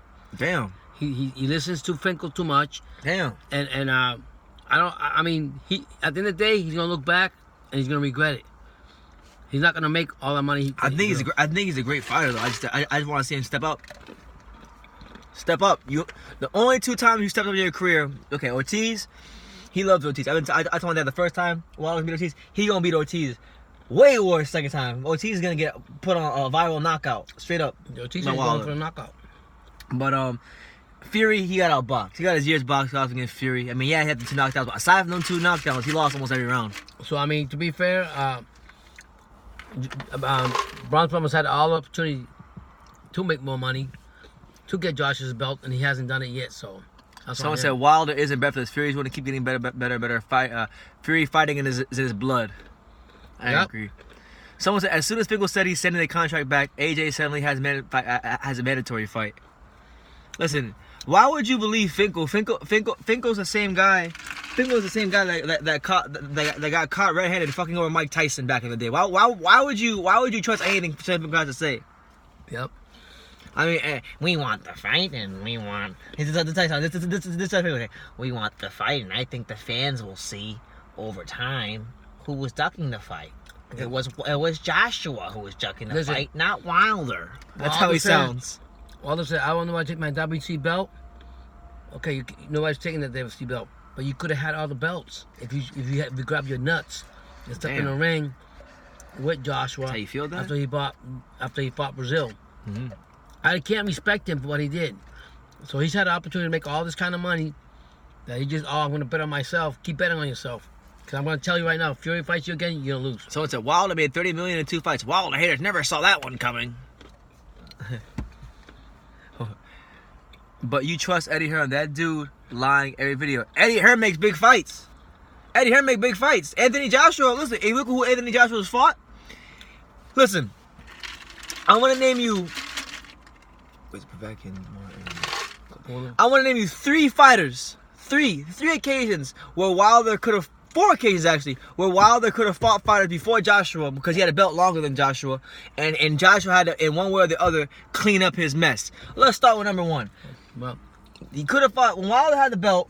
Okay, he could have fought Charles Martin. And I'm not saying, I'm not insinuating that Charles Martin would beat Wilder because I think Charles Martin was always a horrible champion. You know, he not being any elites, but Wilder could have fought Charles Martin, but they didn't want to, for whatever reason they didn't go that way. So Joshua and Eddie Hearn overpaid Martin to get him to the UK because they knew they could beat him. Right. They got the belt that way. So that's one. Moving on to the second one. Okay, Wilder, when Wilder got the belt from Klitschko in 2015, or when Wilder got the belt, he could have fought Klitschko in 2015. Then he gets the belt, and what does Shane Finkel say? Shane Finkel says, Wilder's a kid. He's got room to grow. We're gonna take our time. Okay, that's his prerogative. Didn't fight him. 2 years later, that same year, Fury beats Klitschko, and then 2 years later, Joshua beats Klitschko. So two of the other big heavyweights beat Klitschko when you could have fought him and been undisputed. Yep. So that's 2. 3. Joseph Parker, when Joseph Parker was the WBO heavyweight champion, he went to Deontay Wilder's fight with Chris Arreola ringside, and went to Alabama to talk to him to try to get a unification fight done. Nothing ever came of it. So then what happened? Joshua had to clean up that mess. Joshua beat Joseph Parker. Okay, that's 3. Okay, and 4th, and this one right here, and I want you guys to really open up your ears when I say this right here, because this is gonna ruffle a lot of feathers because I always bring this up and people don't like it. All right, open your ears up real good for this one. The fight before his most recent fight before Andy Ruiz, he fought Alexander Povetkin. Okay, another guy who Wilder, clear as day, ducked him. And I know what you guys are gonna say. Well, how could he duck Alexander Povetkin? Povetkin was on PEDs. Well, the reality is, he had tested positive for meldonium, which had been banned that year by the World Anti-Doping Agency. Okay, fair play. But they canceled the fight, and Wilder's promoter, and then they just canceled they didn't show up to the fight when it was already scheduled. They were supposed to go. It was a legally binding contract. Wow. Ryan Binsky, Povetkin's promoter, sued DeBella, Wilder's promoter, and was justified in a New York State court, in an American court system. Povetkin's promoter, Wilder's team had to pay Povetkin's team $4.3 million for ducking the fight, and Josh tried to clean that mess up too. So let's recap: Charles Martin, Joseph Parker, Vlad Klitschko, Povetkin. These are all fighters Wilder could have fought and had the opportunity to fight before Joshua, and he ducked them. And if you want to add a 5th one, because I know we can maybe add this one, but Joshua fought Dillian White for the British title, beat him, and he wanted to fight Dillian White on April the 13th, but Dillian White turned it down. So that's really 5 fighters. Really, it's 5 fighters Wilder could have fought. But we won't count White because White wasn't in the picture before. Right. So it'll be fair to Wilder. So it's really 4. It's really 4. You Wilder haters are out of control. I'm not out of control. If you see me, I'm calm. Why is it? Why? I'm calm. I don't hate Wilder. I'm willing to bet I've spent more money going to his fights than most people who are commenting right now. Why are you guys, when BT speaks out and got facts, and you guys probably haven't done your homework on him, because all you guys is just bandwagon jumping the wagon with Wilder. Why are you always bashing and saying that we hate Wilder? We don't hate Wilder. we give compliments to Wilder. What we hate is when he comes out like he did in the last Joshua fight and talk shit about Joshua when that motherfucker didn't even take the opportunity to fight Joshua. And he had the opportunity. Eddie Hearn makes the biggest spectacles in the UK. No fights of any significance. Listen to this. Whether it's the promoter or not, it all comes back down to the champion of the world. Wilder's been holding to that fucking WBC belt for so long, and he hasn't done shit with it. Okay? So until he answers the bell when it needs to be answered, then he can talk whatever he wants to talk and walk the walk. But I can't respect the champion. Doesn't want to get in the ring with everybody like everybody else. I'm sorry to tell you. Ruiz, who nobody even thought of was going to be anything, he grabbed his nuts. Not Wilder, not Bronze Bomber. Not Bronze Bomber. No, not Bronze Bomber. Y'all fucked up. Not King Kong or Ortiz. Not Dillian White. So we're not hitting just on him. I'm just trying to make a point to you. You can't be a true heavyweight and not get in the ring with the best. Damn. And stop making excuses. And after the fact, when the real heavyweights are fighting, you want to call them out or bash them. You're a fucking punk. Whoa, chill out, OG, chill out, Dad. I'm just saying. Jesus. I'm just tired of people saying that we hate Wilder. We don't hate Wilder. He's got a strong right hand. One of the strongest right hands in the world. I go out of my way to say he's a great fighter all the time. But the thing is, you guys get your fucking feelings hurt because you want us to jump on the same bandwagon that you guys are on. Well, guess what? Look up your facts, brother, and look up the facts about Bronze Bomber. Dang. Yeah, see that? Yeah. Y'all fucked me. He was eating peanuts and he was having a good time. Y'all triggered him. I'm a war veteran. I got PTSD. He's a war veteran. Exactly. And you know what? Deontay Wilder, he should thank my dad. Cause my dad fought for this country. I dropped my balls, jumped out of the plane, went to war, and I'm old school. And if you want to be a real champion, and I respect Kovalev for that, a champion goes anywhere to fight and fight the champion. You don't talk shit, keep talking shit, and don't do nothing about it. And I kept saying it again. Tell them where you went. Tell them all the countries you went to when you were in the army. I went to Germany. Panama, yes. Saudi Arabia. You name it. I've been around. I trained with a lot of special forces from other countries. Special and forces on you, motherfuckers. But what I'm trying to tell you is, besides that, if it takes a man to beat the man, but before you can claim Bronze Bomber the champion, he always just makes excuses.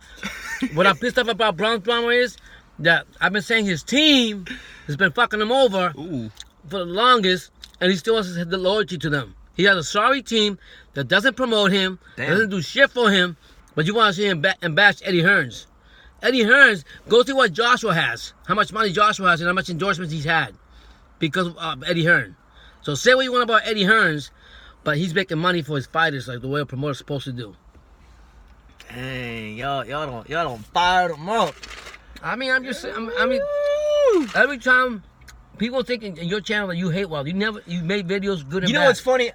The same people who say hate Wilder, I bet y'all have not done your homework. And if you go look at my video archives, go pull up when I had my horrible ass computer for horrible audio back in 2015 when he beat Stavern. I said, I think it's great that America has a heavyweight champion. I think if Wilder is handled properly, he could be the greatest thing that's happened in boxing in this country in a long time. Yeah. I said that. He could be the kind of guy that fighters in this country look at, and they hold him up near and dear to them, and they say, damn, you know, he inspires a whole generation of kids to box. I said he could be that. And go look it up. I said it in 2015. Before I even had 500 subscribers, I was talking about Wilder. I see that video, yeah. Okay? So don't pull up me with some bullshit and say I hate Wilder. Like, you guys get your feelings hurt. I went to his fight. When he fought Stavern. I spent my listen. Dad, am I a rich man? No, look what we have now. Sometimes I'm so broke. Sometimes I don't even got two nickels to rub together. You guys don't know what we go through, but because we love the sport of boxing, my son likes it. He's fucking walked in rain to get you guys content. Hot weather. I don't have the best car. I don't. But you know what? We're doing this because we care for you guys just as much as we care for ourselves. And we love the sport of boxing. And it's something we enjoy it. And you know, when you love something, you know. I'm trying to travel to a lot of venues. On my own dime. And I'm not trying to hate on them. On my own dime. I want you guys to feel sorry for us. I don't want nobody to feel sorry for me. Fuck all that. He's had more money to travel and not enough for him to eat. Not enough to go there to make the sacrifices for his channel. He's paid his dues. Paid my dude. Still paying him. Yeah. Still paying him. So you guys have to see the reality of it. But don't sit here when he comes out and tells you something and you don't do your homework or with the Bronson or any other fighter and you don't agree with him. We all have our opinions, but you got to back up your opinions with your facts. And I'm just telling you, Wilder hasn't done that. So there you go. There you go, man. But I wish you the best, you know. I mean, I'm not disrespecting you because you don't like you. Everybody has their own opinion. I just feel... It's not hate. I don't know why you guys saying it's hate. I've always said... Tell me, explain to me... It's not hate. What is the definition of hate? Now, if you want to say I hate Wilder's fanboys who have their hands up his ass, that's a different story. Then maybe you'll be telling the truth. But to say I hate Wilder, the man himself, I think that's a bit far-fetched because I don't know him. I think, and I mean... Hey, this is just a kid from Dania. That's right. It's just a kid from Dania. And that's what it's going to be. Talking real. And a lot of times you guys don't like when BT makes his videos because you want to hear it the way you want to hear it or the way the LD or whatever the media carries out the boxer. In reality, I'm really more upset about Wilder because I've been saying it. Please change your team. Please change your management. They're not doing shit for you. He loves his team. And all loyalty, okay? So you just keep making $30 million while Josh is getting $25 million to fight whether he's a champion or not and making more than you, and then you get mad because you're not getting the big fights. Yeah. That's what it is, man. Play the video back and you will see what hate is, bro. I didn't say anything hate. All I said was Wilder, it is what it is, man. I'm done with Wilder for tonight. Listen, it must have hurt your feeling a lot. I'm not trying to hate you or nothing. Thank you for supporting us. But it must hurt you real bad that we talk about Wilder. I guarantee you. I don't know what it is. That's like the minute. Like, you know what? My boy Phantom Ball told me not to talk about it, but fuck it. I'm gonna talk about it right now. Fuck it.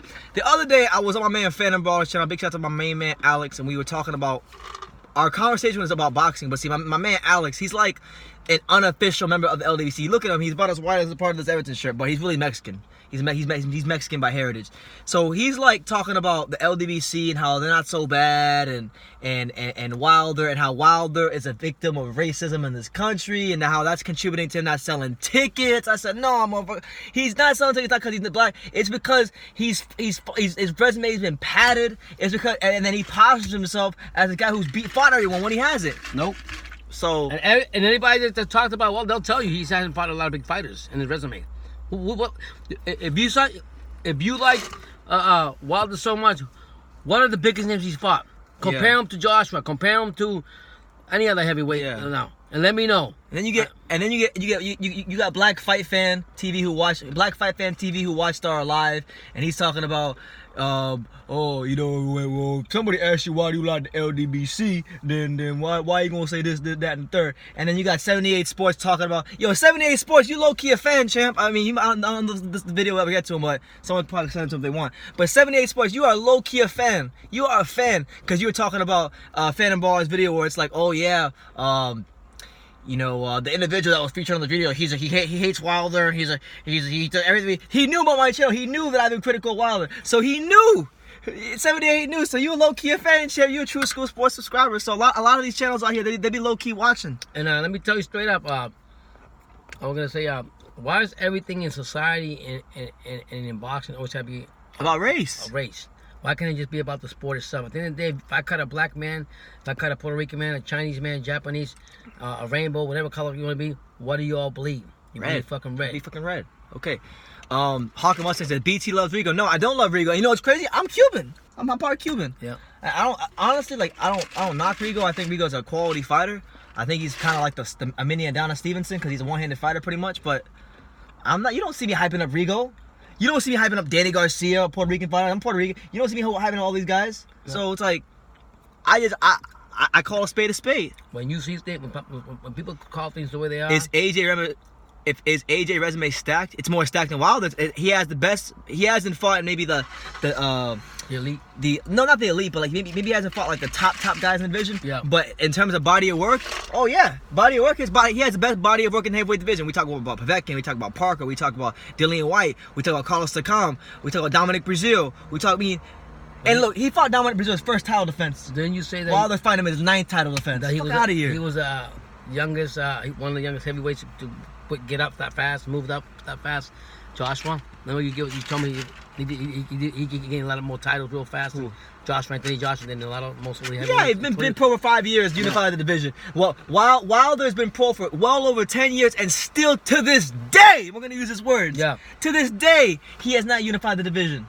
Still to this day, he's not unified the division. All kinds of fucking excuses. So I want champions. The dude would rather go fight Tony Bellew before he fights Anthony Joshua. It's crazy. You think ESPN hyping Fury and Loma not because of race? Who cares? You're bringing up the race. We don't care about that. We're just talking about boxing. We care about boxing. This is what I'm talking about. You're bringing up the same thing about the networks. All networks are biased in certain one way or another, but that has nothing to do with us talking boxing. It was LeBron's fault the East was so weak when we keep going to the finals. I agree. LeBron's another one. Look, another one that's overrated. You want to another one that's overrated. White, Takam, Parker. Yeah, Dillian White, the guy that Wilder's been ducking for 600 days. Joseph Parker, the guy that Wilder would make a fight with. And Carlos Takam, a solid fighter in his own right. So, yeah. You just about race. You know, I'm about to block you, champ. You keep with this bullshit. I'm about to block you. No, don't block him. Listen, you just asked about race. Listen, at the end of the day... I said we just asked about race. We didn't ask about nothing. What I'm trying to say to you guys make everything about... I did though. He's right. I mentioned my conversation and I said, do you think Wilder is suffering from lack of ticket sales because he's black? Because that was a topic of conversation me and Fanballer had. Okay. Well, listen, he said yes. We're not hating on... Like I said, we don't hate on nobody. But don't come here and give your life up for bronze bomber when the facts is that he hasn't fought a lot of fighters, better fighters than any of the other heavyweights, and he's making $30 million. How long he's been probably in boxing longer than Joshua? $30 million, please. Someone said Fury and Loma are hyped because they are the best of the best. That's why they get hyped. It's true. They're the best fighters in the weight class. Bronze bomber thought Fury was going to be a walk in the park, the first fight. And Fury didn't fight, what, in 2-3 years? And Fury lit his ass up. He just got a gift. There you go. But yeah, man, regardless, I didn't heavyweight, but Vince's in a great place. Yep. LeBron is a bum. You will see this Lakers team will not make the playoffs. And understand he isn't close. Listen, I never thought LeBron was close to Jordan. LeBron been overrated. I've been saying LeBron's overrated for 16 years now. Before it was even popular. I've been saying LeBron's overrated. He's a great player, still a top 10 player, but comparing him to Jordan, I don't even think he's better than Tim Duncan, straight up. The Lakers, unless the Lakers somehow manages to land Kemba Walker or Kawhi Leonard, they're going nowhere and nowhere fast.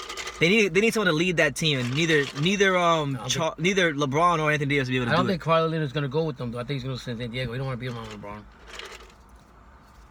If Wilder was born in the UK, he would have everything AJ has plus 2 times more. Stop that money talk. No, that's fuss. No, because let's rephrase that. David Price is born in the UK. If Wilder had a promoter that would promote him like the way the promoter's supposed to do, he would be better off. I got one for you. I got a good counterpoint to that. So what you're telling me is Daniel Dubois. So Daniel Dubois. So since Daniel Dubois in the UK, and he's a big punching heavyweight, so that means Daniel Dubois is gonna be as big as Anthony Joshua. What do you think? No. You think Joe Joyce? Joe Joyce from the UK is Joe Joyce gonna be as big as Anthony Joshua if he keeps winning? No. Fuck out of here. Straight up. It's because, I say it again, it comes down to your promoter. For those of you wondering, Artem Lobos got a decision over Paulie Malinaggi.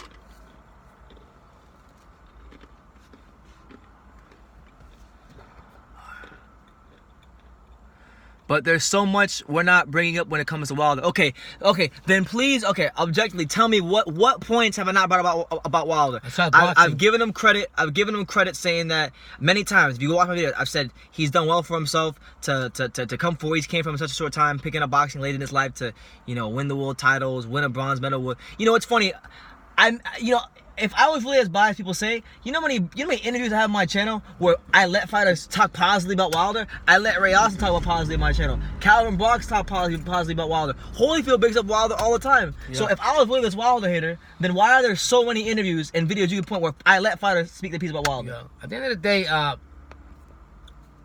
you whatever you want to say about Wilder or how you want to back him up, bring it out. Bring out the facts. What, as far as boxing, we're talking about. Drink more water. You're not wrong what you're saying. There are some bums that do get support in the UK, but we're not talking about the support you're talking about is at the level Anthony Joshua's getting at, where he sold out 90,000 tickets. How many UK fighters do you? Okay, let's do this. How many UK fighters have ever sold 90,000 tickets or more in the UK? I'll wait. Answer that question for me. How many UK fighters have sold 90,000 tickets in a stadium? 90,000, 100,000 seats. Oh, none of them have. Only Anthony Joshua. Only Anthony Joshua. Hey, and I guarantee you that Joshua probably sold out more tickets than Madison Square Garden. The Wilder has a Barclays Center? Yeah. Oh, man. Facts are facts, man.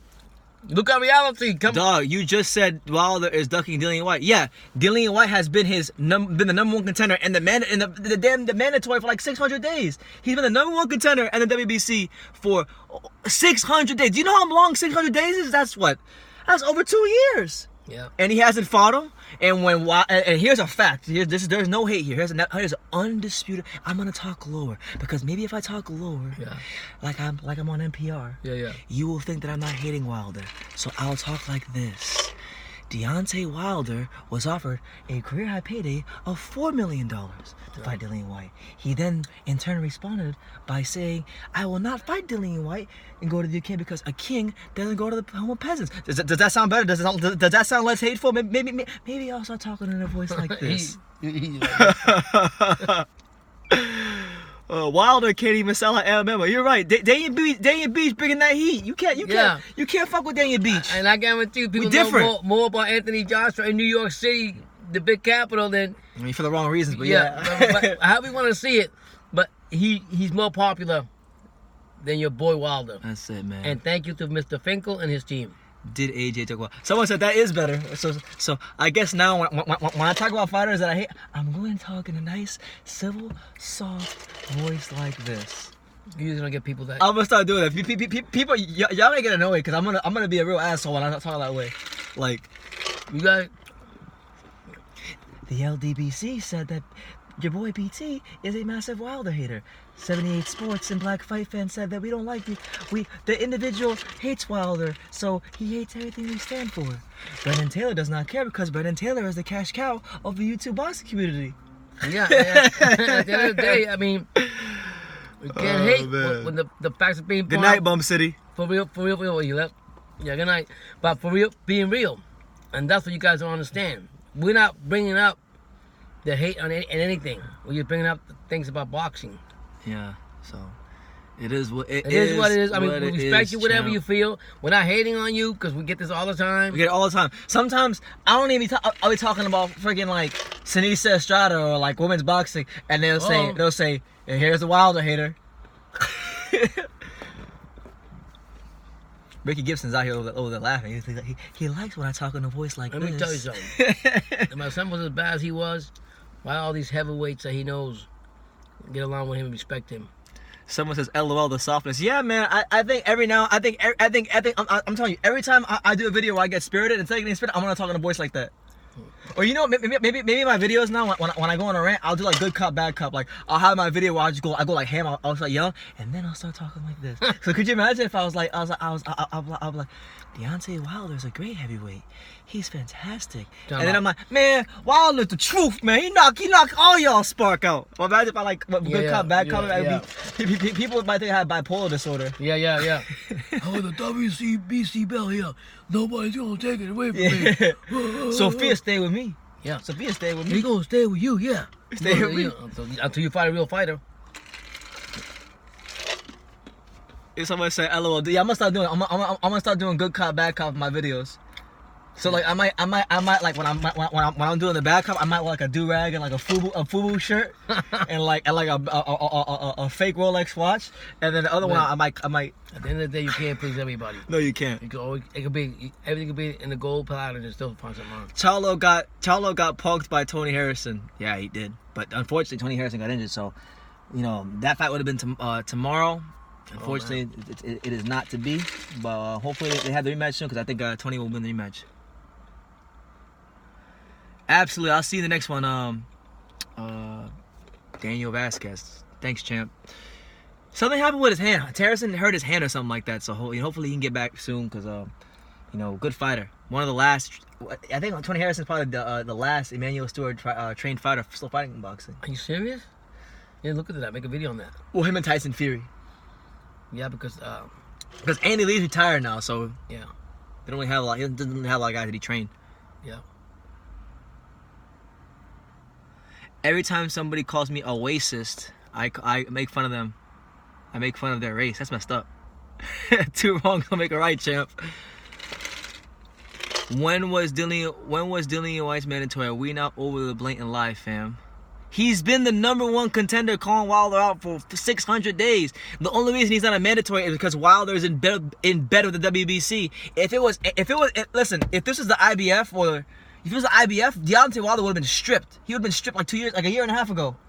Because the IBF don't fuck around with mandatories. Yeah. They don't care. The only reason he's getting by is because he's the WBC, and him and Heyman and the WBC they're all on coots with each other. That's why the WBC will break rules for Wilder. But look, my phone's on 4%. It's 1:44 in the morning. Okay. Wow. I gotta get some sleep. It was a pleasure talking to everybody on here. Make sure you smash that like button if you haven't already. Thank you, guys. Stay tuned for all the videos on True School Sports and love you. Whether you have your opinions on boxing, and love you for everything. All love about boxing. Thank you so much. Yeah, have a blessed night, a blessed morning. Have a blessed night. Okay. So, God Peace bless out. all of you.